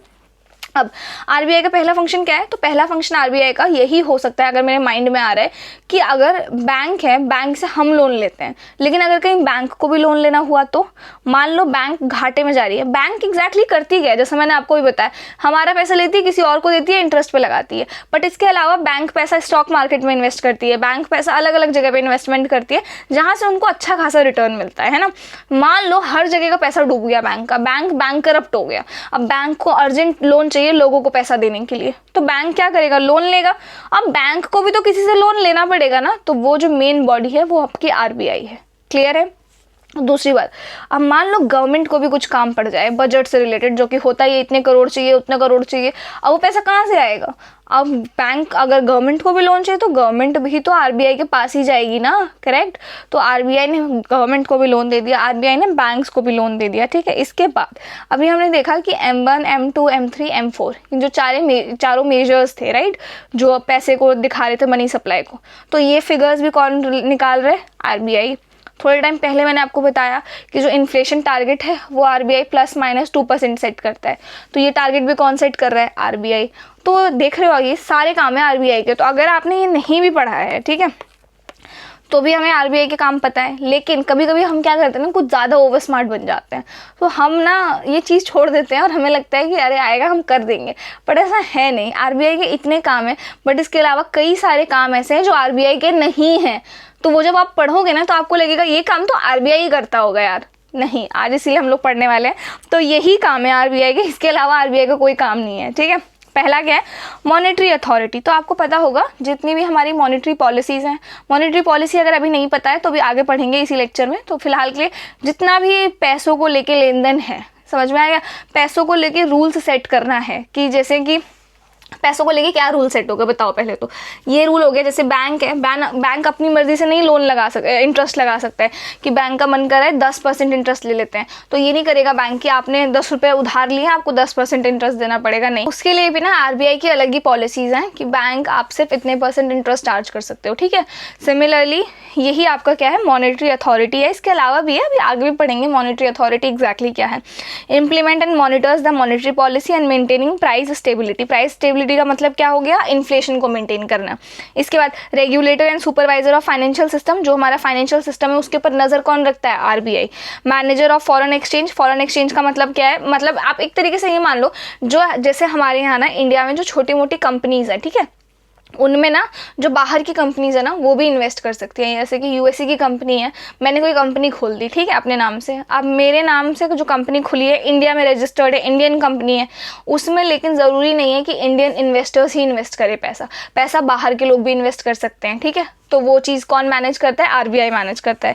इसके अलावा जो करेंसी हमारी इशू करता है आरबीआई करता है। इसके अलावा जो डेवलपमेंटल रोल है, developmental role in the sense कि जैसे कैसे समझाओ, इम्पोर्ट एक्सपोर्ट को लेके कुछ रूल्स फिक्स करना कि इतना परसेंटेज लगेगा, इतना परसेंटेज जाएगा, वो सारी चीज़ें आरबीआई के पास है। इसके बाद supervisor and regulator of payment and settlement system. अब ये चीज़ क्या है, पेमेंट एंड सेटलमेंट सिस्टम, ये हम जब फाइनेंशियल इंस्टीट्यूशन वाला टॉपिक पढ़ेंगे ना इकोनॉमी में, वहाँ पे कवर करेंगे। बैंकर टू गवर्नमेंट, यानी कि गवर्नमेंट को लोन कौन देता है, आरबीआई। बैंकर टू बैंक्स, यानी कि जो बैंक्स होती हैं उनको लोन कौन देता है, आरबीआई। तो ये दोनों पॉइंट तो इंपॉर्टेंट है और ये पूछे भी गए हैं, ठीक है। आज मैं आपको जितनी लाइंस पढ़ा रही हूँ ना, ट्रस्ट मी, ये मत करना कि छोड़ के चले गए, एक भी लाइन बता रही हूँ मैं, क्योंकि मैंने लिटरली बता रही हूँ, नोट्स में से इंक्लूड किए हैं कि ये पॉइंट्स आने ही चाहिए, क्योंकि ये पूछा जा चुका है। तो जो चीज़ ऑलरेडी पूछी जा चुकी है वो तो मैं इंक्लूड करती ही करती हूँ, समझ में आ गया। तो ये आपके कुछ पॉइंट्स हैं जो ये आरबीआई के फंक्शंस हैं मेन। इसके बाद अब बात करते हैं कुछ थोड़ी बहुत गंभीर बात।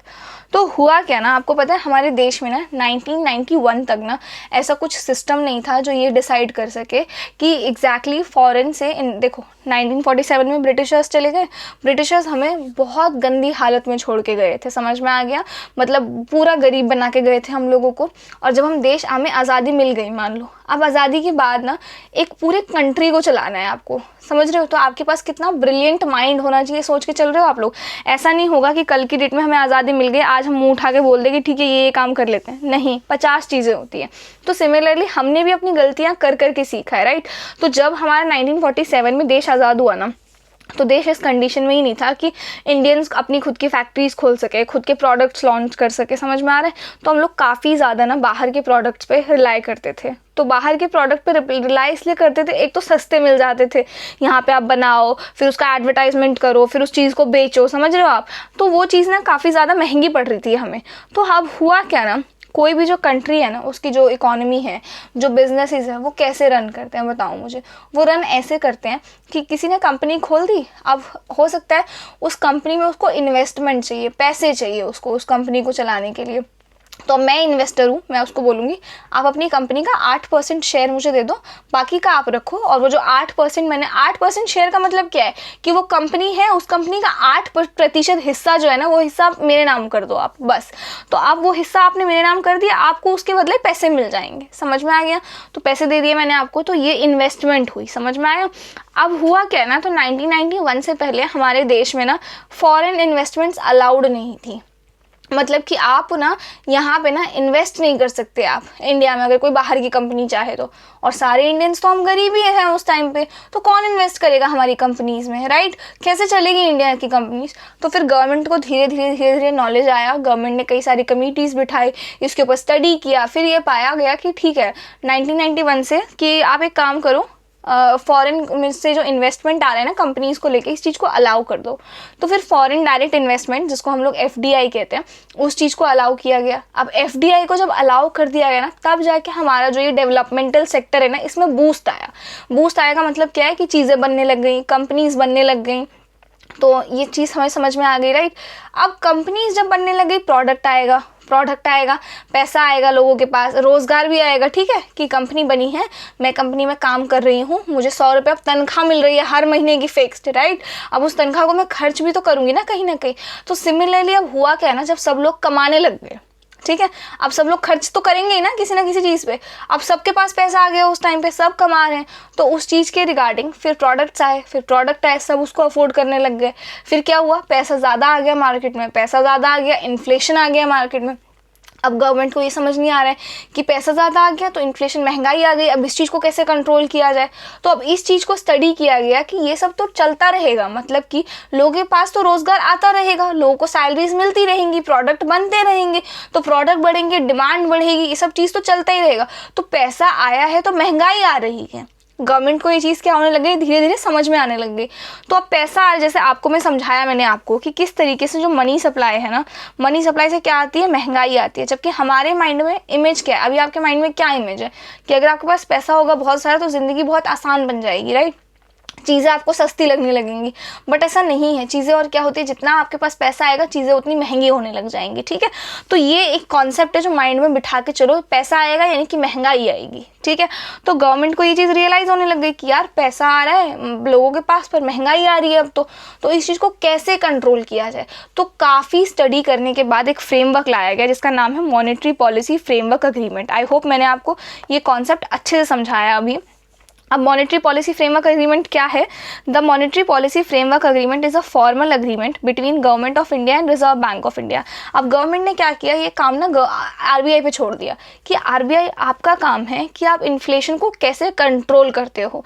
तो इन्फ्लेशन कभी भी ज़रूरत से ज़्यादा नहीं जानी चाहिए और कभी भी ज़रूरत से कम नहीं पड़नी चाहिए। समझ रहे हो आप? मैंने आपको लास्ट वीडियो में इसीलिए एक डेडिकेटेड वीडियो बना के मैंने आपको इन्फ्लेशन काफ़ी अच्छे से समझाया कि इन्फ्लेशन एग्जैक्टली कितना ठीक है हमारी इकोनॉमी के लिए, इन्फ्लेशन से इकोनॉमी को ग्रोथ होता है, क्यों होता है, ये सब चीज़ें मैंने आपको समझा चुकी हूँ, राइट। अब to establish a clear framework for conducting monetary policy in India, it was signed in February 2015 and became operational on June 27, 2016। ठीक है। अब क्या हुआ है, इसका मतलब क्या है, आरबीआई ने बैंक को बोल दिया कि आप कोई मॉनेटरी पॉलिसी फ्रेमवर्क एग्रीमेंट लेके आओ। मॉनेटरी पॉलिसी का मतलब क्या है, पैसों से रिलेटेड पॉलिसी, पैसे किस तरीके से हैंडल होंगे वो चीज़ें, ठीक है। अब तो बैंक ने आरबीआई को, गवर्नमेंट ने आरबीआई को बोला, आरबीआई ने बोला ठीक है हम लेके आएंगे। तो ये आरबीआई ने और गवर्नमेंट ने ये अग्रीमेंट साइन किया जिस अग्रीमेंट का नाम था मॉनेटरी पॉलिसी फ्रेमवर्क अग्रीमेंट, जिस अग्रीमेंट के तहत अब ये आरबीआई का काम है मॉनेटरी पॉलिसी कंडक्ट करना और हमारी इकोनॉमी की ग्रोथ को बूस्ट करना, इन्फ्लेशन ज़्यादा ना आए, इन्फ्लेशन मेंटेन रहे। तो अब ये सारा काम किसके पास चला गया, आरबीआई के पास चला गया। और आरबीआई के पास जो वो गया है उस अग्रीमेंट का नाम क्या है, मॉनेटरी पॉलिसी फ्रेमवर्क अग्रीमेंट, ठीक है। और ये फ्रेमवर्क एग्रीमेंट क्या है, एक बार और, हमारी कंट्री की जो इकोनॉमिक ग्रोथ है वो मेंटेन रहे, इन्फ्लेशन +-2% से ज़्यादा ना जाए, ठीक है, इस रेंज के अंदर फिक्स रहे।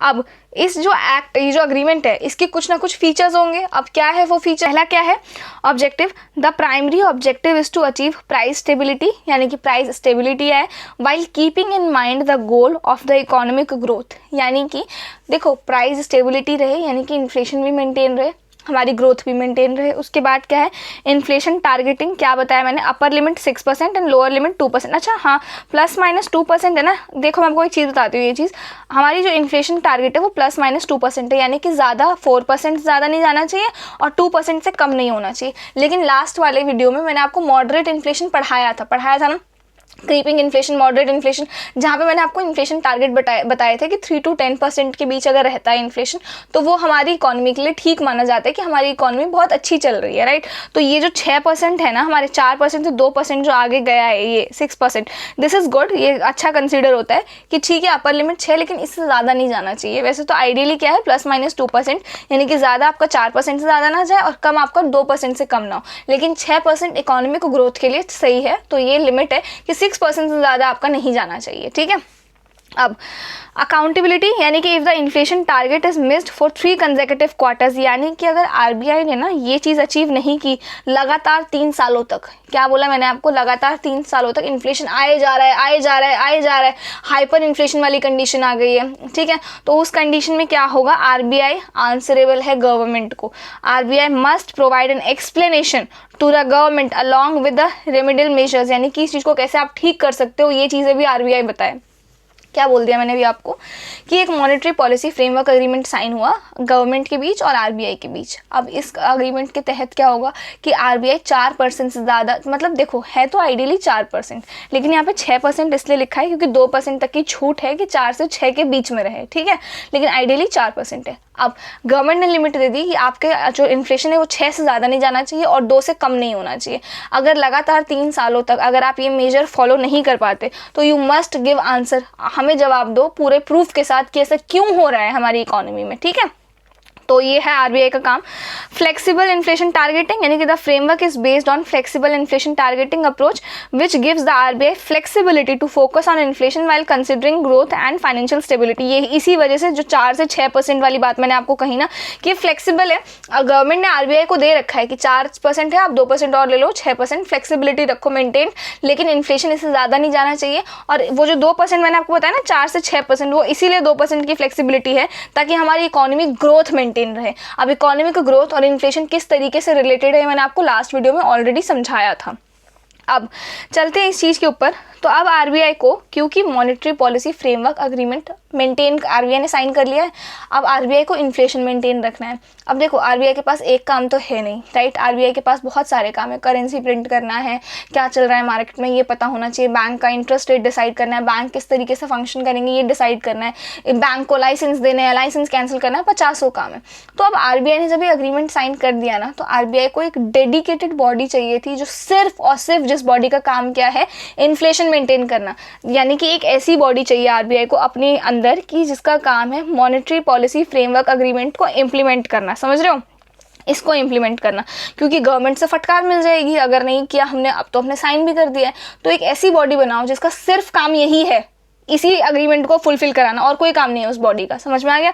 तो उस बॉडी को कॉन्स्टिट्यूट किया गया जिसका नाम हमने क्या रखा, मॉनेटरी पॉलिसी कमेटी, ठीक है, मॉनेटरी पॉलिसी कमेटी। अब under section 45 ZB of the amended in 2016 RBI act 1934, इस लाइन का मतलब ये है जो हमारा मॉनेटरी पॉलिसी कमेटी है इसको आरबीआई एक्ट 1934 के अंडर स्टैब्लिश किया गया है।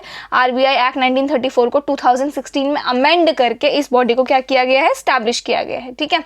अब The central government is empowered to constitute a 6-member monetary policy committee, 6 लोगों की मॉनेटरी पॉलिसी कमेटी बनाई जाए। अब यानी कि मॉनेटरी पॉलिसी कमेटी में कितने तरीके के लोग हैं, 6 तरीके के लोग हैं, ठीक है।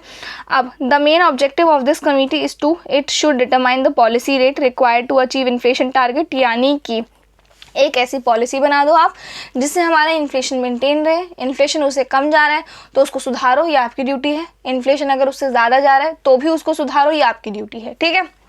अब the decision of MPC in binding on the bank, यानी कि एमपीसी जो भी रेट डिसाइड करेगा इंटरेस्ट रेट, वो बैंक के ऊपर फिक्स है। अब आप बोलोगे दी मनी सप्लाई को इसका काम है इन्फ्लेशन को मेंटेन रखना, 2 से 4% के बीच रहना चाहिए, तो इन्फ्लेशन तो मनी सप्लाई के थ्रू मेंटेन रहेगा, राइट, पैसा ज़्यादा या कम।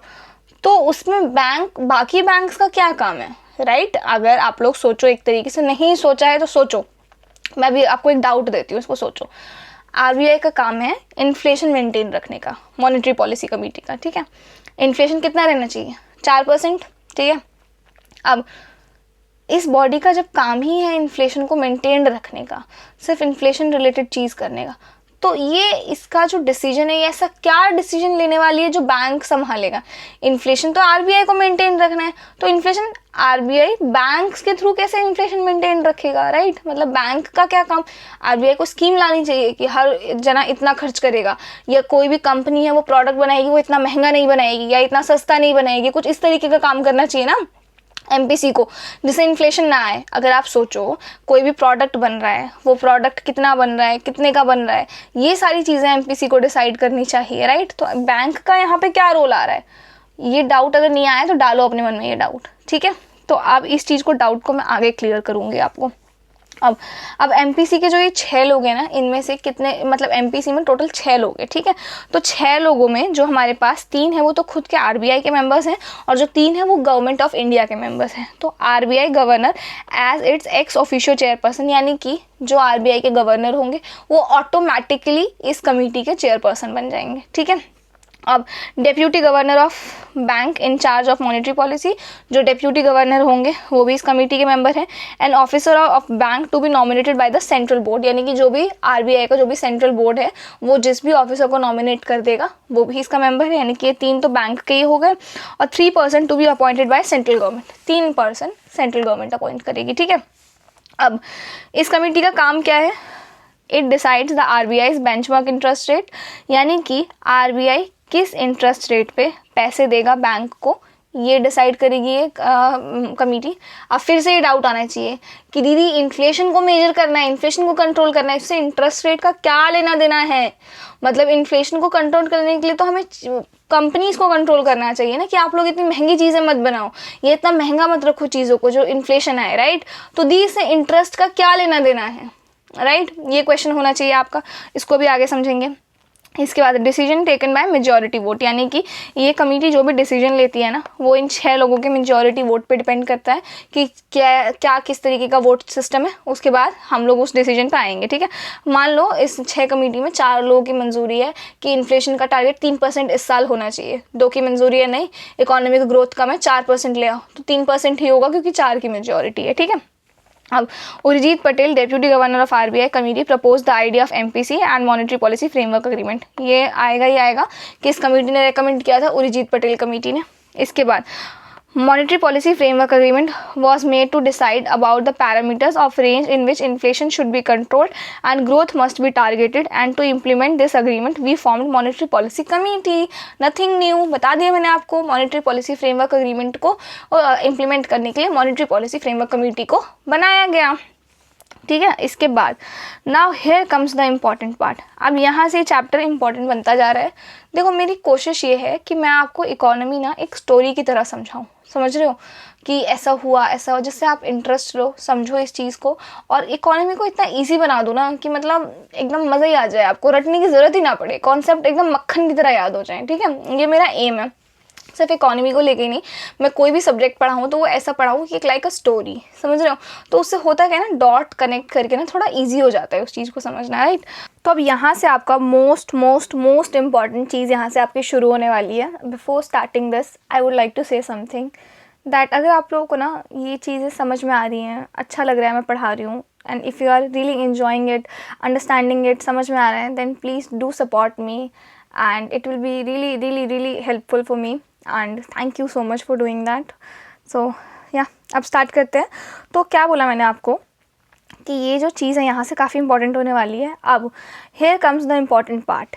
MPC meets regularly and analyses the economic situation. अब मैंने आपको क्या बोला है, मैंने आपको ये कि MPC की मीटिंग डेली होती है, रेगुलरली वो मीट करते हैं। करंट सिचुएशन क्या है, क्योंकि देखो इंडिया कितनी बड़ी पॉपुलेटेड कंट्री है, राइट। तो उस चीज़ को करने के लिए नीड अब वो जो कमेटी है ना, उस चीज़ को ना उनको ये नहीं प्रिडिक्ट करना होता कि आज क्या सिचुएशन है, उनको ये भी प्रिडिक्ट करना होता है कि आज से 5 साल बाद कितनी इन्फ्लेशन आ सकती है, समझ रहे हो चीज़ें।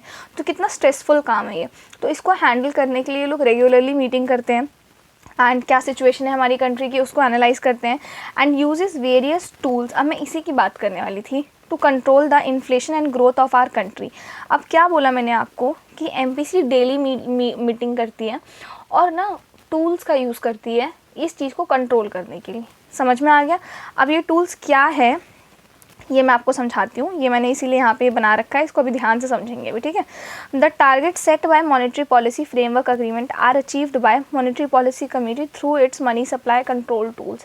अब ये एक लाइन ने बहुत सारी बातें बोल दी। क्या बोल दी इसने, जो भी target monetary policy framework agreement के द्वारा सेट होता है उसको कौन अचीव करता है, उसको अचीव करवाता है monetary policy committee money supply control tools का यूज़ करके। अब ध्यान से सुनो मेरी बात, इस चीज़ को ध्यान से समझते हैं, ठीक है। अगर आपके पास बहुत सारा पैसा है, आपके पास नहीं सबके पास बहुत सारा पैसा आ गया है, तो फिर मैंने आपको क्या समझाया है कि महंगाई बहुत सारी आ गई है, ठीक है। और अगर महंगाई आ गई है तो फिर क्या होगा, आपके खर्चे बढ़ेंगे। क्या बोला मैंने आपको, आपके खर्चे बढ़ेंगे, राइट। अगर खर्चे बढ़ रहे हैं तो इस चीज़ को ना रुको यहाँ समझाती हूँ मैं, ठीक है। अब ध्यान से सुनना इस चीज़ को। अगर आपने अपनी लाइफ के ये 2-3 मिनट मेरे को दे दिए ना, सिर्फ 3 मिनट, मजाक नहीं कर रही मैं, आपको पूरी इकोनॉमी समझ में आ जाएगी, ठीक है। इकोनॉमी का बेस है ये, और इस चीज़ को ध्यान से समझना आप लोग। क्या बोला मैंने आपको, आपके पास ना बहुत सारे पैसे हैं, एक सेकेंड, हाँ, आपके पास बहुत सारे पैसे हैं, ठीक है। अब पैसे ज़्यादा हैं तो आप उसको खर्च ज़्यादा करोगे। अब हम लोग जब सभी खर्च करने लग जाएंगे तो महंगाई आ जाएगी। जो सभी के पास पैसे हैं तो 5 रुपये का जो बिस्किट है वो कितने रुपए का बन जाएगा, 10 रुपये का बन जाएगा, ठीक है। अब 10 रुपये का ये बिस्किट बन गया अब क्या होगा बच्चों, महंगाई बढ़ेगी। क्या बढ़ेगी? महंगाई। तो हमारे एक्सपेंडिचर्स बढ़ रहे हैं, राइट, हमारे खर्चे बढ़ रहे हैं, राइट। अब इस सिचुएशन में गवर्नमेंट का क्या काम है बताओ मेरे को? गवर्नमेंट का काम है महंगाई कम करना। क्या करना? महंगाई कम करना। जब भी आप लोग इकोनॉमी में मनी सप्लाई से रिलेटेड क्वेश्चन को आंसर करोगे तो उल्टी सिचुएशन सोचोगे। उल्टी सिचुएशन का मतलब क्या है? यहाँ पे पैसे बहुत ज़्यादा खर्च हो रहे हैं, यानी कि हमारे पास इन्फ्लेशन आ रहा है, इन्फ्लेशन आ रहा है यानी कि खर्चे बढ़ रहे हैं। तो इस सिनेरियो में गवर्नमेंट का क्या काम है? उल्टा काम है, यानी कि महंगाई को कम करना। क्या बोला मैंने आपको? महंगाई को कम करना। इस सिचुएशन में क्या काम है गवर्नमेंट का? महंगाई को कम करना, इन्फ्लेशन को क्या करना? कम करना। अब अगर इसका ऑपोजिट मैं मानूँ कि मनी सप्लाई कम है हमारी इकोनॉमी में, और क्योंकि मनी सप्लाई कम है तो इन्फ्लेशन कम है, महंगाई कम है, राइट। महंगाई कम है यानी कि खर्चे कम है, खर्चे कम है। तो इस सिचुएशन में गवर्नमेंट का काम क्या होना चाहिए? गवर्नमेंट का काम होना चाहिए कि महंगाई लाए गवर्नमेंट। समझ में आया कि नहीं आया? क्या लाए गवर्नमेंट? महंगाई लेके आए गवर्नमेंट। अब महंगाई क्यों लेके आए बच्चों? क्या दिक्कत है? महंगाई मतलब ये तो आइडियल सिचुएशन होनी चाहिए ना कि दीदी इन्फ्लेशन, महंगाई कम है। तो यार मैंने आपको लास्ट वीडियो में ये चीज़ समझाई है कि महंगाई होगी, अगर इन्फ्लेशन होगी तभी हमारी इकोनॉमी ग्रो करेगी, ठीक है। ये 4-5 रिलेशन आप लोग रट लो एकदम। मनी सप्लाई बढ़ेगा यानी कि इन्फ्लेशन बढ़ेगा। इन्फ्लेशन अगर 4% तक रहा तो 4 से 6% के बीच रहा तो यानी कि इकोनॉमी ग्रो करेगी। पर इन्फ्लेशन ज़्यादा आ गया तो यानी कि एक्सपेंडिचर बढ़ेगा, यानी कि खर्चे बढ़ेंगे। तो इस सिचुएशन में गवर्नमेंट का काम क्या होना चाहिए? गवर्नमेंट का काम होना चाहिए कि कौन से ऐसे तरीके हैं जिनसे मनी सप्लाई को कम कर सके। समझ में आया? सिमिलरली इसका उल्टा देखो, मनी सप्लाई अगर कम है, मनी सप्लाई कम है तो इन्फ्लेशन कम है, इन्फ्लेशन कम है यानी कि ग्रोथ कम है, ग्रोथ कम है यानी कि एक्सपेंडिचर कम है, एक्सपेंडिचर कम है तो गवर्नमेंट का काम क्या है? इन्फ्लेशन लाना। क्या है गवर्नमेंट का काम? इन्फ्लेशन लाना। तो ये दोनों चीज़ें आपको, ये दोनों ही सिनेरियोज आपको क्या करने हैं? ध्यान से समझ के चलने हैं। बस यही चीज़ थी छोटी सी जो आपको समझनी थी। अब एक सेकेंड, हाँ, अब मैंने आपको जो चीज़ें अभी समझाई है ना, ये चीज़ अगर आप अप्लाई अभी कर दोगे तो आप पूरी इकोनॉमी सीख गए आप, ठीक है। अब क्या बोल दिया मैंने आपको कि मनी सप्लाई बढ़ेगा तो इन्फ्लेशन बढ़ेगा, इन्फ्लेशन बढ़ेगा यानी कि एक्सपेंडिचर बढ़ेगा। अब एक्सपेंडिचर बढ़ेगा तो गवर्नमेंट क्या करेगी बताओ मेरे को? क्या करेगी गवर्नमेंट? गवर्नमेंट क्या करेगी? तो एक्सपेंडिचर बढ़ेगा यानी कि मेरा इंटरेस्ट रेट भी बढ़ रहा है क्योंकि मेरी महंगाई आ रही है। तो गवर्नमेंट का इस सिचुएशन में क्या काम होगा? गवर्नमेंट का काम बताओ क्या होगा? देखो महंगाई है तो यानी कि इंटरेस्ट रेट भी मेरा बढ़ेगा, अभी ये ध्यान रखो। तो ये रिलेशन आपको ध्यान रखना है। मनी सप्लाई आया, इन्फ्लेशन बढ़ेगा, एक्सपेंडिचर बढ़ेगा और इंटरेस्ट रेट बढ़ेगा, ठीक है। इस पूरी सिचुएशन में गवर्नमेंट का काम क्या है? मनी सप्लाई को कम करने का। गवर्नमेंट का काम क्या है? मनी सप्लाई को कम करने का। अब now we have already discussed that about the quantitative theory of money that RBI believes into. RBI क्या बिलीव करता है? आरबीआई ये बिलीव करता है कि जितना ज़्यादा मनी सप्लाई होगा मार्केट में उतनी ज़्यादा जो चीज़ों के जो प्राइस होंगे वो बढ़ जाएंगे, यानी कि इन्फ्लेशन, यानी कि मनी सप्लाई जो मैं आपको इतनी देर से बताती हुई आ रही हूँ is directly proportional to inflation. इतनी छोटी सी बात है, बस ये आपको ध्यान रखनी है। अब बच्चों इस चीज़ को ध्यान से समझ लो जो मैं आपको समझा रही हूँ। एक नेक्स्ट पेज ही निकाल लेते हैं इसके बाद, ठीक है। फिर इसके बाद हम लोग वो करेंगे, आगे पढ़ेंगे। इधर देखो, अब ध्यान से सुनना इस पूरी कथा को। अभी एक कथा सुनने जा रहे हैं हम लोग। देखो क्या है कथा? कथा ये है कि मेरे पास बहुत सारे पैसे हैं, ठीक है। मेरे पास बहुत सारे पैसे हैं तो मैं जा रही हूँ अब घर लेने के लिए। क्या जा रही हूँ बच्चों? मैं, एक सेकेंड, मुझे घर लेना है, मुझे घर लेना है। तो मेरा जो अमाउंट है ना वो 10 लाख रुपए का है, ठीक है। अब अगर मैं घर लेने जा रही हूँ, 10 लाख रुपए में बैंक से लोन लेने जा रही हूँ, तो बैंक अगर इस 10 लाख पे मुझे ज़्यादा इंटरेस्ट चार्ज करेगा, क्या बोला मैंने?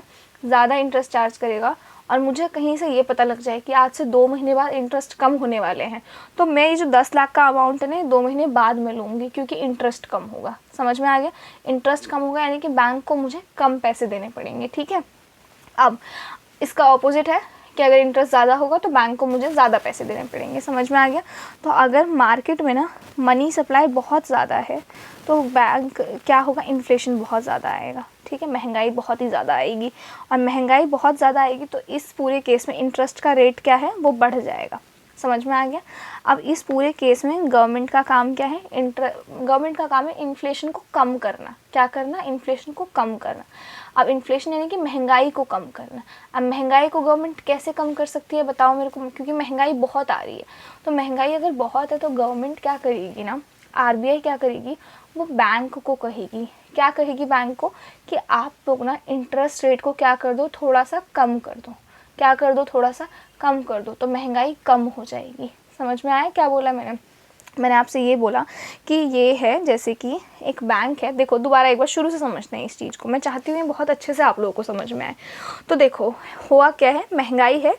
अब महंगाई कब होगी, आरबीआई ने जब इंटरेस्ट रेट कम कर दिया है। इंटरेस्ट रेट कम कर दिया है मतलब जो 10 लाख पे आप लोगों को पहले 5% इंटरेस्ट देना पड़ता था बैंक को, वो 10 लाख पे आपको अब 2% इंटरेस्ट देना पड़ रहा है। क्या बोल दिया मैंने आपको, आरबीआई ने इंटरेस्ट रेट क्या कर दिया है, कम कर दिया है। देखो आरबीआई ना, बैंक आरबीआई से लोन लेता है, तो आरबीआई बैंक को जैसे 5% पे लोन देगा, तो बैंक जब हमें लोन देगा तो बैंक 7% पे लोन देगा। तो अल्टीमेटली अगर आरबीआई अपना इंटरेस्ट रेट बढ़ाता है तो बैंक भी अपना इंटरेस्ट रेट बढ़ा देगा, और आरबीआई अगर अपना इंटरेस्ट रेट कम करता है तो बैंक भी अपना इंटरेस्ट रेट क्या कर देगा, कम कर देगा। अब मैंने आपको क्या बोल दिया कि आरबीआई ने अपना इंटरेस्ट रेट कम कर दिया है। तो आरबीआई ने अगर अपना इंटरेस्ट रेट कम कर दिया है तो जो बैंक मेरे से 10 लाख पे पहले 5% इंटरेस्ट लेता था वो 2% इंटरेस्ट लेगा। अब ये बातें सुन के हम जितने लोग हैं, क्योंकि इंटरेस्ट रेट क्या हो गया है मेरे पास, कम हो गया है, हम सारे लोग पहुँच गए आरबीआई के पास, और बैंक के पास सॉरी, और बैंक को हमने बोला कि हमें क्या कर दो, आप लोन दे दो। क्यों किया हम लोगों ने बच्चों ऐसा, क्योंकि इंटरेस्ट रेट कम था। इंटरेस्ट रेट कम था तो मैंने क्या किया, पैसे ले लिए। पैसे ले लिए यानी कि मनी सप्लाई आ गया, मनी सप्लाई आ गया यानी कि इन्फ्लेशन आ गया। समझ में आया क्या बोल दिया मैंने भी आपको, मैंने ये बोला इंटरेस्ट रेट मेरा कम हो गया तो मैंने क्या किया, बैंक से पैसे लिए।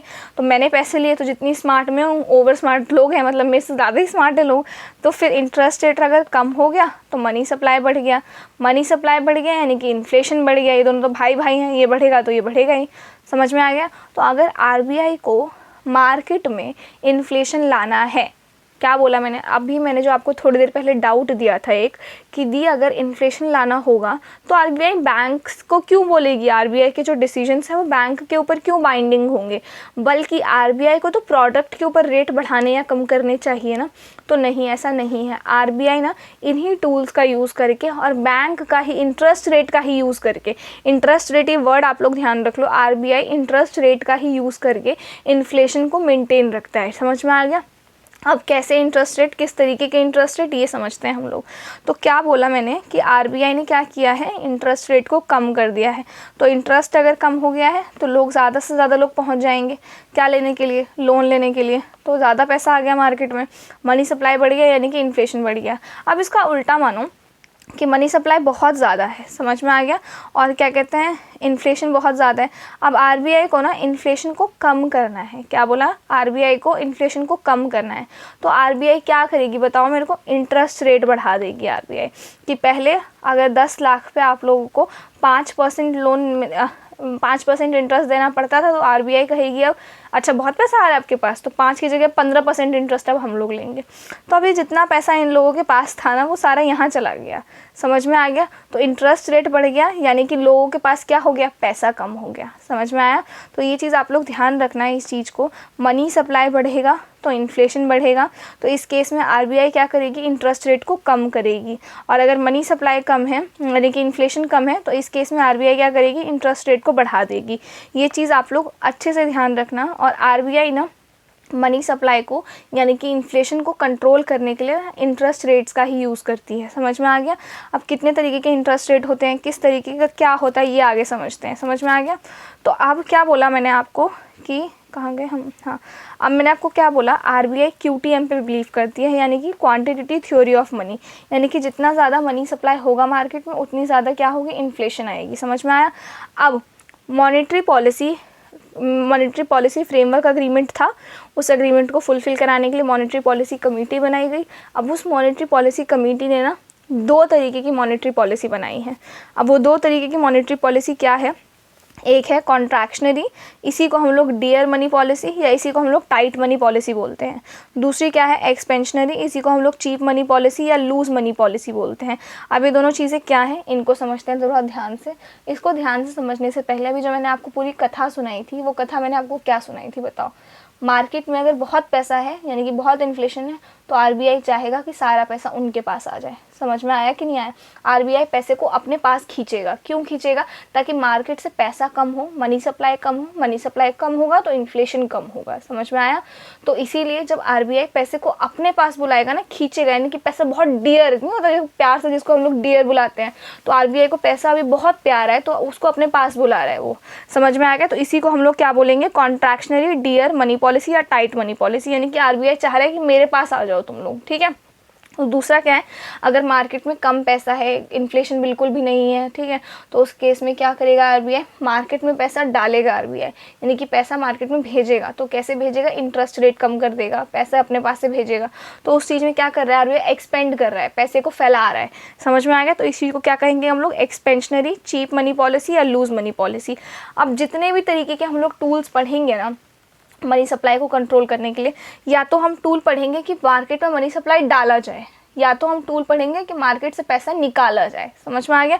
तो वो इन्हीं दोनों के तहत हम लोग पढ़ने वाले हैं। तो इसको थोड़ा देखते हैं ज़रा ध्यान से, एक सेकेंड रुक जाओ। हाँ, तो पहला क्या है हमारे पास? कॉन्ट्रैक्शनरी या डियर मनी पॉलिसी या टाइट मनी पॉलिसी, यानी कि हम लोग चाहेंगे कि मेरा पैसा मुझे बहुत प्यारा है, मेरे पास वापस आ जाए। हम लोग यानी कि आरबीआई चाहेगा ये। समझ में आ रहा है? एक बार और समझा दूँ क्या इस चीज़ को मैं? देखो, मनी सप्लाई बहुत जब ज़्यादा है मार्केट में तो इन्फ्लेशन बहुत ज़्यादा है। समझ में आ रहा है? अब इन्फ्लेशन अगर बहुत ज़्यादा है, महंगाई, तो आरबीआई चाहेगा मार्केट में जितना पैसा है आरबीआई के पास आ जाए। तो आरबीआई के पास पैसा आ जाएगा तो ये जो आपको मनी सप्लाई है पैसे, वो ऑटोमेटिकली कम हो जाएगा। तो पैसा कम हो जाएगा यानी कि आपके पास इन्फ्लेशन कम हो जाएगा। समझ रहे हो आप लोग? तो इस चीज़ को आरबीआई कैसे कर सकता है? आरबीआई के पास पैसा कंट्रोल करने के लिए सिर्फ इंटरेस्ट रेट ही तो है। आरबीआई क्या करता है? बैंक को बोल देता है कि आप अपना इंटरेस्ट रेट बढ़ा दो। तो अगर इंटरेस्ट ज़्यादा बढ़ जाता है ना, तो लोग आरबीआई से लोन नहीं लेते हैं। समझ रहे हो? तो लोग, आरबीआई कह रही हूँ, बैंक से लोन नहीं लेते हैं। समझ में आ गया? बैंक से लोन नहीं लेते हैं, प्लस जो वो ऑलरेडी इंटरेस्ट चुका रहे थे वो इंटरेस्ट बढ़ गया है, या कुछ भी ऐसी चीज़ है जो बैंक ने कर दिया है, तो अब इनके पास जितना पैसा है ना, वो पैसा बैंक के पास चला गया। समझ रहे हो? तो अब क्या होगा, हमारे पास ये जो चीज़ है ना मनी सप्लाई, वो कम हो जाएगा। ठीक है। और ऑपोजिट इसका, अगर मार्केट में पैसा बिल्कुल नहीं है और आरबीआई को भेजना है पैसा, तो आरबीआई इंटरेस्ट रेट इतना कम कर देता है, कभी कभी ज़ीरो कर देता है, जिसके चलते क्या हो कि भाई मार्केट में पैसा तो जाए ज़रा सा, मनी सप्लाई तो बढ़े। मनी सप्लाई बढ़ेगा तो क्या बढ़ेगा? इन्फ्लेशन बढ़ेगा। तो यानी कि अगर 10 लाख पे बैंक कोई इंटरेस्ट नहीं ले रहा है हम लोगों से, और 10 लाख हम लोग ले रहे हैं, तो देखो बैंक को हम 5 साल में देंगे 10 लाख, हमारा घर तो हो गया ना। तो ये केस क्यों हो गया? पैसा मार्केट में डालना था आरबीआई को। समझ रहे हो? तो लेकिन देखो, इंटरेस्ट रेट मैं आपको भी समझाने के लिए टर्म यूज़ कर रही हूँ। ठीक है। बहुत सारी ऐसी इंटरेस्ट रेट हैं या बहुत सारी ऐसी चीज़ें हैं जो आरबीआई करता है, जिसको अभी हम लोग इंटरेस्ट रेट मान के चल रहे हैं। ठीक है। अब ये मैंने आपको बहुत आसान भाषा में कोशिश की है कि मैं समझा सकूं। अब क्या बोला मैंने आपको? Contractionary money policy. अब ये क्या है? A contractionary monetary policy is a type of monetary policy used by central bank like the Reserve Bank of India to reduce the money supply in the economy, यानी कि पैसे कम कर सकें हम लोग मार्केट से।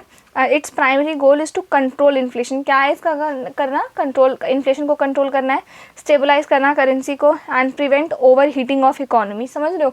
मतलब हमारी जो इकोनॉमी है ना, वो बिल्कुल ठप ना पड़ जाए, उस चीज़ से बचाने के लिए। अब ऐसे कौन से तरीके हैं जो हम यूज़ करते हैं इसको इम्प्लीमेंट करने के लिए, कॉन्ट्रैक्शनरी मॉनेटरी पॉलिसी को इम्प्लीमेंट करने के लिए?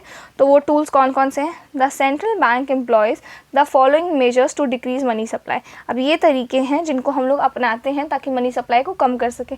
डोंट वरी एट ऑल, अभी ये चीज़ हम लोग नहीं पढ़ेंगे, अभी आपको नहीं समझ आएगा, लेकिन जब मैं आपको ये सारे टूल्स बता दूंगी ना, तब आपको समझ में आ जाएगा। जैसे कि रेपो रेट अभी आपको नहीं पता होगा, अभी मतलब ये सब नहीं पता होगा। अभी आपको ये पता है कि टूल्स हम यूज़ करते हैं, इंटरेस्ट रेट बढ़ा देते हैं। कैश रिजर्व रेशियो अभी आपको नहीं पता होगा, तो आज ही अभी डिस्कस करेंगे, उसके बाद हम इस पर दोबारा आते हैं। तो अभी हमको नहीं पढ़ना है ये। इसके बाद है हमारे पास इसका क्या इफेक्ट पड़ता है इकोनॉमी पे? तो रिड्यूस कंजम्पशन एंड इन्वेस्टमेंट, मतलब कि higher borrowing cost, discourage spending by household and businesses. ये मैंने आपको भी बताया कि इंटरेस्ट रेट इतना बढ़ा देते हैं गवर्नमेंट के, जो बैंक से लोन लेने वाला होता है ना, वो भी डिमोटिवेट हो जाता है कि शायद मैं कभी चुका नहीं पाऊंगा, तो इस वजह से वो भी लोन नहीं लेता है। तो वो लोन नहीं ले रहा है यानी कि पैसे नहीं आ रहे हैं मार्केट में। समझ रहे हो? तो पैसे नहीं आ रहे हैं। इसके बाद लोअर इन्फ्लेशन, इन्फ्लेशन को कम करने के लिए, इकोनॉमी स्लो डाउन हो जाती है उस चीज़ से बचाने के लिए। अब इसको कब यूज़ करते हैं? During periods of high inflation, जब बहुत इन्फ्लेशन होता है तब इसको यूज़ किया जाता है। When the economy is growing too fast, जब इकोनॉमी बहुत जल्दी जल्दी आगे बढ़ रही है, समझ रहे हो, तो रिस्किंग एसिड बबल्स और ओवर हीटिंग, और इससे बहुत ज़्यादा रिस्क है कि जैसे ऐसे बढ़ रही है तो ठप ना गिर जाए, समझ रहे हो आप बात, महंगाई एकदम से हाइपर इन्फ्लेशन ना हो जाए, इतनी महंगाई ना हो जाए, ठीक है, तो इस चीज़ से बचने के लिए। अब इसके एग्जाम्पल क्या है? If the inflation in India rises significantly above 4%, targeting ±2%, इससे ज़्यादा अगर बढ़ गया, द RBI में adopt the contractionary policy by raising the repo rate. अब ये रेपो रेट अभी पता नहीं होगा तो इसको इंटरेस्ट रेट मान के चलो, टाइटिंग अदर पॉलिसी टूल वगैरह वगैरह। इसका मतलब ये है कि RBI क्या करता है, जब इन्फ्लेशन 4% से ज़्यादा बढ़ गया है, खतरे में आने वाला है, तो कॉन्ट्रैक्शनरी मॉनिटरी पॉलिसी यूज़ करता है और अपने पैसे को अपने पास बुलाता है। अब एक्सपेंशनरी, इकोनॉमी ठप पड़ गई है, बिल्कुल महंगाई नहीं है, इकोनॉमी ग्रो नहीं कर रही है इकोनॉमी, तो इस केस में an expansionary monetary policy is a, देखो अगर अभी भी आपको ये ग्रोथ और इन्फ्लेशन का रिलेशन समझ में नहीं आ रहा है, समझ रहे हो, तो वो वीडियो पिछली देखो आप लोग ध्यान से, और कोई भी कॉन्सेप्ट मिस मत करो, ठीक है। क्या बोला मैंने आपको अभी? An expansionary monetary policy is a type of monetary policy used by a central bank like the Reserve Bank of India to increase the money supply in the economy. Its primarily goal is to stimulate economic growth specially during period of economic slowdown और recession. ये समझा चुकी हूँ मैं अभी आपको, ठीक है। अब इसमें जो टूल्स यूज़ करते हैं ये भी अभी नहीं पढ़ेंगे, अभी आगे देखेंगे। सेम ही टूल है बच्चों, देखो इसमें कुछ मैं वो नहीं कह रही बड़ी बात है, यहाँ पे खाली उस चीज़ को बढ़ा देते हैं और यहाँ पे उस चीज़ को क्या कर देते हैं हम लोग, कम कर देते हैं, रिड्यूस इंटरेस्ट रेट। सो टूल्स एक ही है, बस जब ज़रूरत है उस टूल्स के दाम बढ़ा दिए, जब ज़रूरत है तब उस टूल के दाम कम कर दिए। अब हमारी इकोनॉमी पे क्या इफेक्ट पड़ेगा? Increase consumption and investment, economic growth, inflation risk. इसके बाद इसको यूज़ कब करते हैं? During period of economic slowdown और recession, when unemployment rates high, unemployment rate बहुत ज़्यादा बढ़ गया है, और to boost demand and production in the economy, ठीक है। अब इसके एग्जाम्पल क्या है? If the India's experience low GDP, अगर इंडिया एक्सपीरियंस करता है, and rising unemployment, the RBI may adopt an expansionary policy by lowering the repo rate and purchasing government bonds to stimulate borrowing and spending, ठीक है। अब इस चीज़ को समझने से पहले आपको एक चीज़ बताओ मेरे को, ऐसे कौन से टूल्स हैं, पहले एक चीज़ बताओ, देखो सुनो ध्यान से, मैंने अभी आपको क्या समझाया? मनी सप्लाई आएगा, इन्फ्लेशन आएगा, तो गवर्नमेंट को इन्फ्लेशन को कंट्रोल करने के लिए मनी सप्लाई को कंट्रोल करना पड़ेगा। मनी सप्लाई को कंट्रोल करना पड़ेगा यानी कि पैसा किस तरीके से मार्केट में जा रहा है उस चीज़ को कंट्रोल करना पड़ेगा। अब आपको कंट्रोल करने से पहले ये तो पता होना चाहिए ना कि पैसा एग्जैक्टली जा कैसे रहा है मार्केट में, समझ रहे हो आप? तो कैसे जा रहा है पैसा? पहला है सोर्सेज क्या है मनी सप्लाई के, पहला है हाई पावर्ड मनी, यानी कि इट इंक्लूड्स करेंसी, जो RBI currency note coin print करता है वो, deposit with the government and reserve of commercial bank with RBI, जो भी डिपॉजिट्स है, central bank RBI is the primary source of high powered money because RBI releases this, hence controlling it would be easier. क्या बोला मैंने आपको अभी, just अभी क्या बोला मैंने आपको कि RBI इन्फ्लेशन को मेजर करने के लिए मनी सप्लाई को मॉनिटर करता है, तो मनी सप्लाई के रिसोर्सेज मुझे पता होना चाहिए कि एग्जैक्टली मनी सप्लाई कहाँ से हट, मतलब पैसा जा कहाँ से रहा है मार्केट में। तो पहला है high powered money. High powered money यानी कि वो करेंसी जो RBI प्रिंट करता है, तो RBI अगर प्रिंट ही नहीं करेगा पैसा, जैसे 2000 के नोट, इन्फ्लेशन अभी ज़्यादा आ गया, RBI को लगा कि 2000 के नोट हमें ले लेने चाहिए मार्केट से, RBI ने ले लिए कि नहीं ले लिए? तो क्यों ले लिया RBI ने? क्योंकि वो 2000 के नोट RBI ने ही प्रिंट किए थे, RBI की अथॉरिटी थी, वो हाई पावर्ड मनी के अंदर आएंगे, इसी वजह से वो मनी लेना RBI के लिए बहुत ईजी था, ठीक है। दूसरा क्या है? The second source of money supply is the banking system. Bank create money supply in the process of borrowing and lending transaction with the public money so created by the commercial bank, it's called credit money. अब मैं आपको ना एक चीज़ बताती हूँ, ध्यान से समझना। ये जो कॉन्सेप्ट है ना क्रेडिट मनी का, ये concept one of the most important concept है, और ये कॉन्सेप्ट है क्या, ये हम लोग अपकमिंग वीडियोस में पढ़ेंगे। अब आप लोग ये मत सोचना कि दी आप हमेशा ऐसे बोल दे रहे हो अपकमिंग वीडियोस, मैं आपको एक बेस लेवल का समझा के चलती हूँ, और जो चीज़ आगे पढ़ने वाली है उसको आगे पढ़ने के लिए बोलती हूँ, ऐसा कुछ भी नहीं है जो मैं आपको छुड़वा रही हूँ, ध्यान रखना ये चीज़। अब ये क्या है, पहला तो हमको समझ में आ गया कि RBI ही पैसा बनाता है। अभी दूसरा क्या है, मैं अभी आपको समझा दे रही हूँ क्रेडिट मनी क्या है, लेकिन अभी हो सकता है आपको समझ में ना आए, तो इसमें कोई डरने वाली बात नहीं है, क्योंकि ये हम आगे पढ़ने वाले हैं, ठीक है। अब इधर समझते हैं ध्यान से, ठीक है। एक बैंक है, ठीक है, उस बैंक के पास ना मैंने 10 रुपीज़ रख दिए, बैंक ने 10 रुपये ले लिए, ठीक है। अब आपको शायद पता ना हो, पर आरबीआई की गाइडलाइंस होती हैं कि जो 10 रुपये बैंक के पास टोटल अमाउंट है ना, उस अमाउंट का कुछ परसेंटेज, जैसे मैंने 2% मान लिया, बैंक को अपने पास रखना पड़ेगा। वो 2% बैंक किसी को इंटरेस्ट नहीं दे सकता है या कहीं भी जमा नहीं कर सकता है। तो इस 10 रुपये में से ना 2 रुपये बैंक के पास अपने हैं, मतलब 2 रुपये बैंक खर्च नहीं कर सकता, ना कहीं इन्वेस्ट कर सकता है। अब 8 रुपये बचे। इन 8 रुपयों में से बैंक ना अक्सर क्या करता है, 3 रुपये रख लेता है कि यही बंदा वापस आ गया लेने या कोई लोन लेने आ गया, तो वो जो 3 रुपये हैं वो अब ये बंदा आ गया लोन लेने के लिए, तो आरबीआई ने इसी के 10 रुपये में से ये 3 रुपये क्या कर दिया, इसको लोन दे दिया। समझ में आ गया। अब इस 3 रुपये में से जो इंटरेस्ट आएगा वो आरबीआई का प्रॉफिट है। समझ रहे हो कि नहीं समझ रहे हो।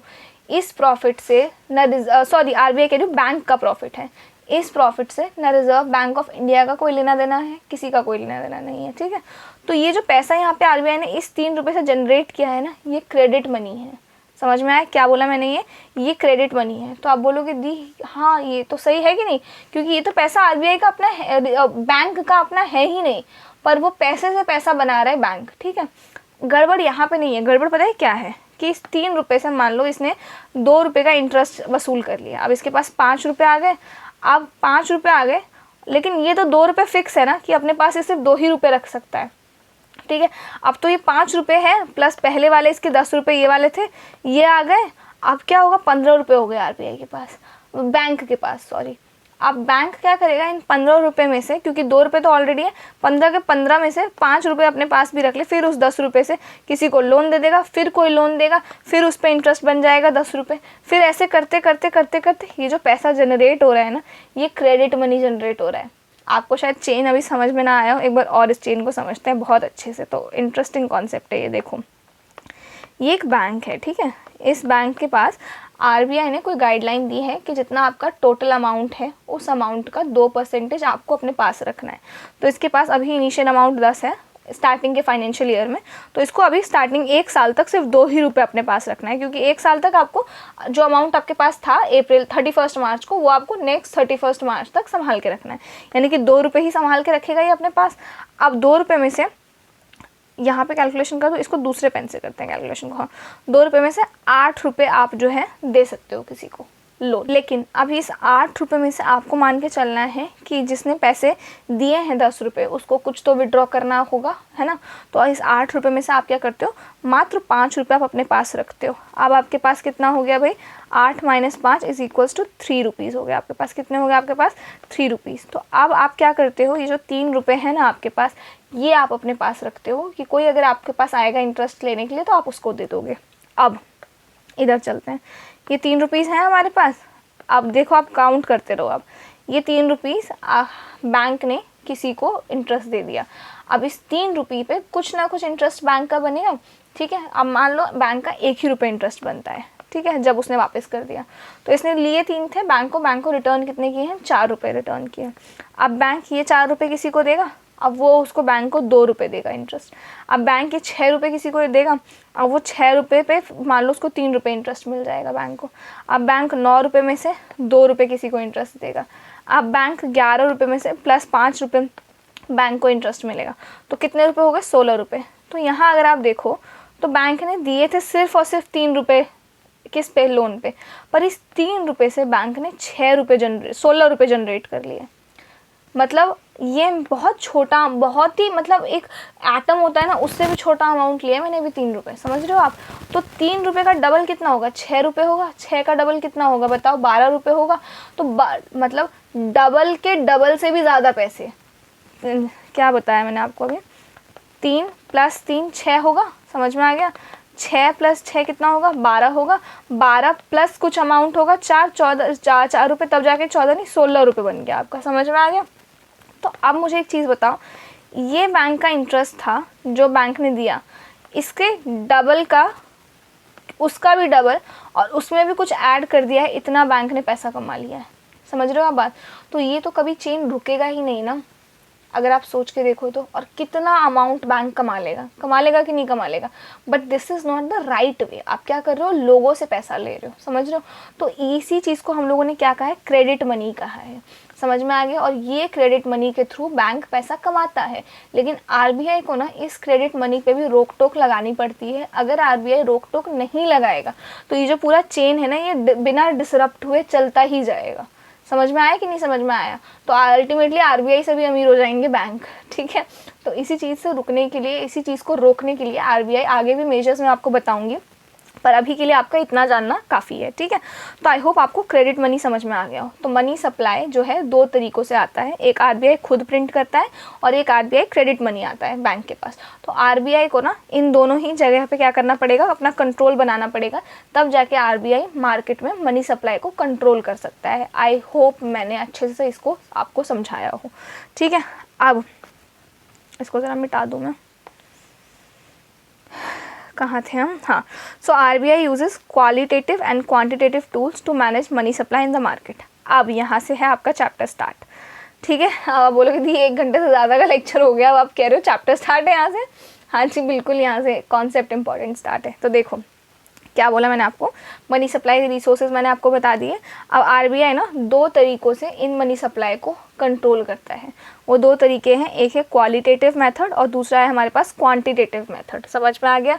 अब इन दोनों ही मेथड्स को हमें 1 बाय 1 पढ़ने हैं। आज हम लोग सबसे पहले क्वांटिटेटिव मेथड करने वाले हैं। नेक्स्ट वीडियो में शायद आपका क्वालिटेटिव में स्टार्ट करा दूँ, क्योंकि मैं सोच रही हूँ नेक्स्ट वीडियो सिर्फ क्वेश्चंस पे बेस्ड कराऊँ, क्योंकि ना बहुत सारे क्वेश्चन हैं इससे बने हैं जो क्वान्टिटेटिव टूल से।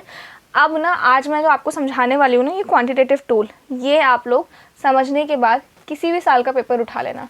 किसी भी साल का मतलब किसी भी साल का पेपर उठा लेना और उस साल के पेपर को उठा के देखना, इकोनॉमी का सेक्शन।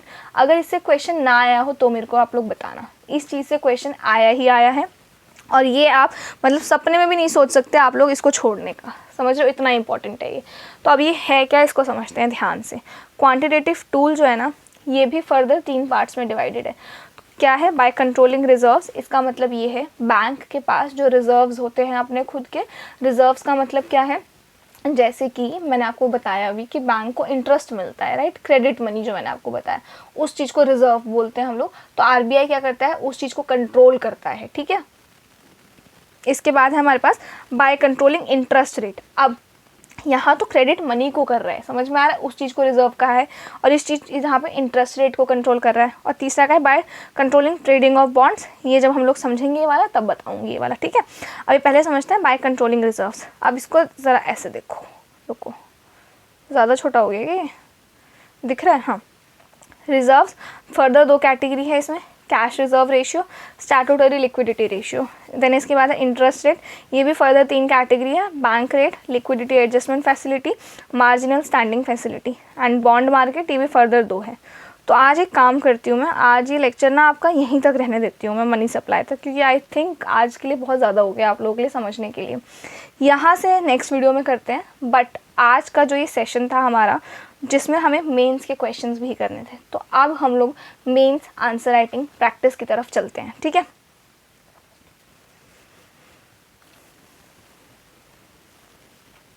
एक सेकेंड बस। तो ये थे वो 5 क्वेश्चंस जो मैंने आपको फर्स्ट वीडियो में दिए थे, ये वाले 5, ठीक है। इसके अलावा जो ये जो नेक्स्ट 4 क्वेश्चन है ना, इन्हीं 4 क्वेश्चन मतलब टोटल अगर आप ये 9 क्वेश्चंस कर लोगे ना अटेम्प्ट, तो आप ये मानना अभी जितने भी लेक्चर्स हो चुके हैं आज के लेक्चर को मिला के, इन तीनों लेक्चर पे जो यूपीएससी पॉसिबली सवाल पूछ सकता है ना, वो इन्हीं तीनों को मिला के आएगा। मतलब इन्हीं 9 में से आएगा, इन 9 के अलावा कहीं नहीं आएगा वो क्वेश्चन, ठीक है। मैं आपको इतनी श्योरिटी के साथ ये चीज़ बता रही हूँ, और यकीन मानो, मैं बताऊँ जब मैं प्रिपरेशन कर रही थी ना, मैं बता नहीं सकती इस चीज़ के लिए मैं कितना स्ट्रगल करती थी कि बता दे कोई किस तरीके से आंसर अप्रोच करूँ, कितने क्वेश्चंस प्रिपेयर करूँ, कैसे क्वेश्चंस प्रिपेयर करूँ, इतने डाउट थे ना that I can't even tell you. इसीलिए मैं आपको बोलती हूँ, कोई भी डाउट है आपको प्रिपरेशन के रिगार्डिंग, मतलब कमेंट करो, मैं आपको आंसर बताऊँगी उस चीज़ का, बस प्रॉब्लम बताओ, मेरे पास सॉल्यूशन है उस चीज़ का, ठीक है। तो अब ये है हमारे पास 9 क्वेश्चंस, जो स्टैटिक पार्ट अभी तक हमने कवर किया है उन पे करेंगे। बट आज क्योंकि मैंने सोचा था कि मैं पूरा करा दूंगी, बट क्वांटिटेटिव टूल से आई फील कि बहुत ज़्यादा हो जाएगा आप लोगों के लिए, इसीलिए आज नहीं करेंगे quantitative. But I promise you, आज ये वीडियो आ रही है, कल पॉलिटी की आएगी, परसों आपके पास इकोनॉमी की एक और वीडियो आ जाएगी, I promise you that. But उस चीज़ से पहले ये कवर कर देना, ये कंप्लीट कर लेना, ठीक है। अब ये 9 क्वेश्चन है, इसमें से ये वाला अभी नहीं करेंगे क्योंकि ये हमने अभी समझा नहीं क्वांटिटेटिव टूल्स। और दूसरा ये 8वां क्वेश्चन जो है ना, ये आप लोग करोगे अटेम्प्ट। अब ये 8वां क्वेश्चन क्या है, पहले यही देख लेते हैं। पहला है, ये 8वां है, what is inflation, discuss its various types and analyze the impact of inflation on the economy, suggest measures to control inflation effectively। इस क्वेश्चन को आपने अटेम्प्ट करना है। अब आपको कैसे अटेम्प्ट करोगे, ये मैं आपका पूरा आंसर राइटिंग को लेके पूरा पर्सपेक्टिव ही चेंज कर देती हूँ। अब थोड़ा चलते हैं हम फर्स्ट क्वेश्चन की तरफ। तो फर्स्ट क्वेश्चन है हमारे पास, distinguish between GDP and GNP, how do these indicators reflect the economic performance of a country like India. समझ में आ रहा है। अब ये जो क्वेश्चन आप लोग पढ़ते हो ना, इन हर क्वेश्चन में ना, मुझे पेन चेंज करने दो, हाँ, इन हर क्वेश्चन में एक कीवर्ड होता है। यहाँ पे है डिस्टिंग्विश, इसके बाद यहाँ पर है हमारे पास क्रिटिकली एनालाइज, यहाँ पे है हमारे पास डिफाइन, यहाँ पे है हमारे पास डिफरेंस। समझ में आ गया। और इस हर कीवर्ड का अपना अपना अलग अलग एक मीनिंग है और इस मीनिंग को हम लोग समझेंगे। और आज के बाद जिस क्वेश्चन में ये क्रिटिकली एनालाइज कीवर्ड यूज़ होगा, उस क्वेश्चन को उसी तरीके से अप्रोच करना है जैसे इस क्वेश्चन को करेंगे। अगर आज के बाद किसी क्वेश्चन में डिफरेंस वाला कीवर्ड होगा तो उसको उसी तरीके से अप्रोच करना है जैसे आज हम ये वाला क्वेश्चन अप्रोच करेंगे। अप्रोच एक ही है, मतलब हार्डली 3 से 4 अप्रोच हैं, हार्डली मैक्स टू मैक्स 3 से 4, ठीक है। बट उन्हीं को मास्टर कर लो ना तो हर क्वेश्चन आंसर कर लोगे आप लोग, ठीक है। तो आंसर राइटिंग ना ऐसे ही नहीं हो जाती। मीन्स आंसर राइटिंग की एक टेक्निक होती है, जिस टेक्निक को फॉलो करके हमको उसको पूरा प्रैक्टिस करना होता है। तो वो क्या है, देखो क्या बताया मैंने आपको कि मेंस आंसर राइटिंग की एक टेक्निक है, उस टेक्निक को फॉलो करके हमको क्या करना होता है, आंसर लिखना होता है। हार्डली 4 से 5 टेक्निक्स हैं, उनको मास्टर कर लो, कोई भी क्वेश्चन आप आंसर कर पाओगे, ठीक है। अब यहाँ पे क्या है, क्वेश्चन क्या है ये बताओ। Distinguish between GDP and GNP. Question number 1 क्या बताया मैंने आपको, रुक जाओ पेन चेंज कर लेते हैं, ये वाला चलेगा यहाँ पे, हाँ। तो क्वेश्चन नंबर 1 है हमारे पास कि हमें बताना, डिस्टिंग्विश करना है जीडीपी और जीएनपी के बीच। पहला क्वेश्चन ये है हमारे पास, ठीक है। दूसरा क्या है, how do these indicators reflect the economic performance of a country like India. अब ये इंडिकेटर्स कैसे इंडिया की, मतलब इंडिया में किस तरीके से अपना कॉन्ट्रीब्यूशन देते हैं जीडीपी और जीएनपी। क्वेश्चन समझ में आ गया। मेंस आंसर राइटिंग के स्टेप्स यहाँ पे लिख लेते हैं ताकि आप लोग जब भी आंसर राइटिंग करो तो इन स्टेप्स को फॉलो करो। पहला स्टेप क्या है हमारे पास, पहला स्टेप है हमारे पास, अरे अंडरस्टैंड द क्वेश्चन। पहला स्टेप क्या है, क्वेश्चन को अंडरस्टैंड करो, क्वेश्चन समझो क्या है क्वेश्चन, कि हमें बताना है जीडीपी और जीएनपी के बीच का डिफरेंस क्या है, पहला पार्ट। दूसरा पार्ट क्या है कि कैसे ये जो इंडिकेटर्स हैं, कौन से इंडिकेटर जीडीपी और जीएनपी हमारी इकोनॉमी, इंडिया की इकोनॉमी में कंट्रीब्यूट करते हैं। समझ में आ गया, ये हमारा क्वेश्चन है। तो पहला स्टेप हमने फुलफिल कर लिया है, पहला स्टेप इज़ हमारा रेडी। दूसरा स्टेप है हमें कीवर्ड एनालाइज करने हैं। क्या करने हैं, कीवर्ड एनालाइज करने हैं। क्या एनालाइज करना है, कीवर्ड एनालाइज करना है। एक सेकेंड, हाँ।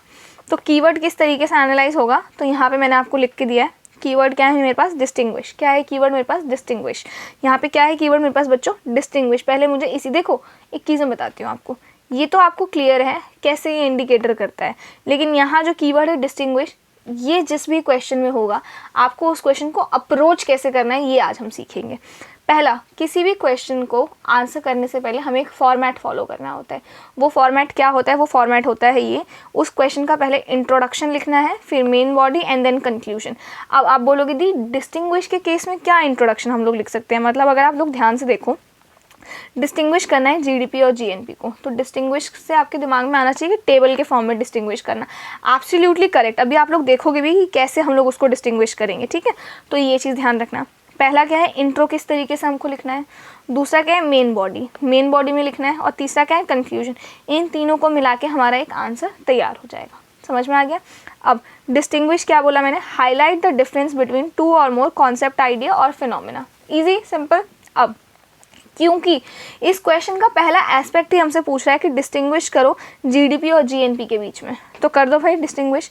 क्या है, GDP refers to the total value of all goods and services produced within a country's border in a specific time period, while gross national product refers to the total value of all goods and services produced by अरे guys sorry, I think आप लोगों को पता नहीं चला होगा अभी क्या हुआ है, बट चार्ज नहीं है, आई एम रियली सॉरी। तो मैं अब ना क्या करते हैं, परसों वाली वीडियो में हम लोग मेंस आंसर राइटिंग को कवर करते हैं, क्योंकि बिल्कुल भी चार्ज नहीं है मेरे आईपैड में, तो इसको कवर करना है मेरे को। तो एक काम करेंगे, परसों वाली वीडियो जो है वो हम लोग मेंस आंसर राइटिंग के ऊपर रखते हैं, और मेंस आंसर राइटिंग के ऊपर करने के बाद हम लोग मतलब नेक्स्ट वाली वीडियो में कॉन्सेप्ट नहीं करते हैं, ठीक है, सिर्फ क्वेश्चन सॉल्व करते हैं प्री और मेंस के, और रिवाइज करते हैं जो भी हमने तीनों लेक्चर्स में पढ़ा है, ठीक है। देखो अगर आपको यकीन नहीं होता ना, मैं फटाफट आपको दिखा देती हूँ। बस अभी नोटिफिकेशन आया 5% चार्ज का, इसी वजह से ये ऐसा हो रहा है। कहाँ गया, हाँ ये देखो मैंने प्रीवियस ईयर क्वेश्चन इंक्लूड किए हैं। 2011 के हैं ये, 2012 के हैं ये, 2013 के हैं ये, 2022, 2020, 2017, 15, 14 एंड देन प्रैक्टिस क्वेश्चन थे ये कुछ, मैंने 30 क्वेश्चंस के आसपास लिए थे। मैंने सोचा था आज ये पूरा करा दूंगी मैं। 30 क्वेश्चंस थे और होमवर्क क्वेश्चंस भी थे।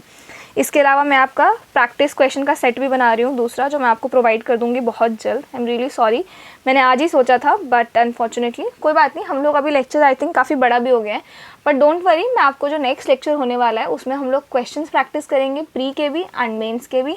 एंड आई होप आपको आज का लेक्चर जो है वो पसंद आया हो, and I promise you that कि आज है, कल पॉलिटी आ जाएगा और परसों आपको इकोनॉमी की वीडियो मिल जाएगी, ठीक है। Make sure to like this, and notes अगर चाहिए तो वो आपको टेलीग्राम चैनल पे मिल जाएंगे। टेलीग्राम चैनल का लिंक आपको डिस्क्रिप्शन में मिल जाएगा। And if you like this and आपको समझ में आई हैं चीज़ें, then don't forget to support me, and I will see you in the next video.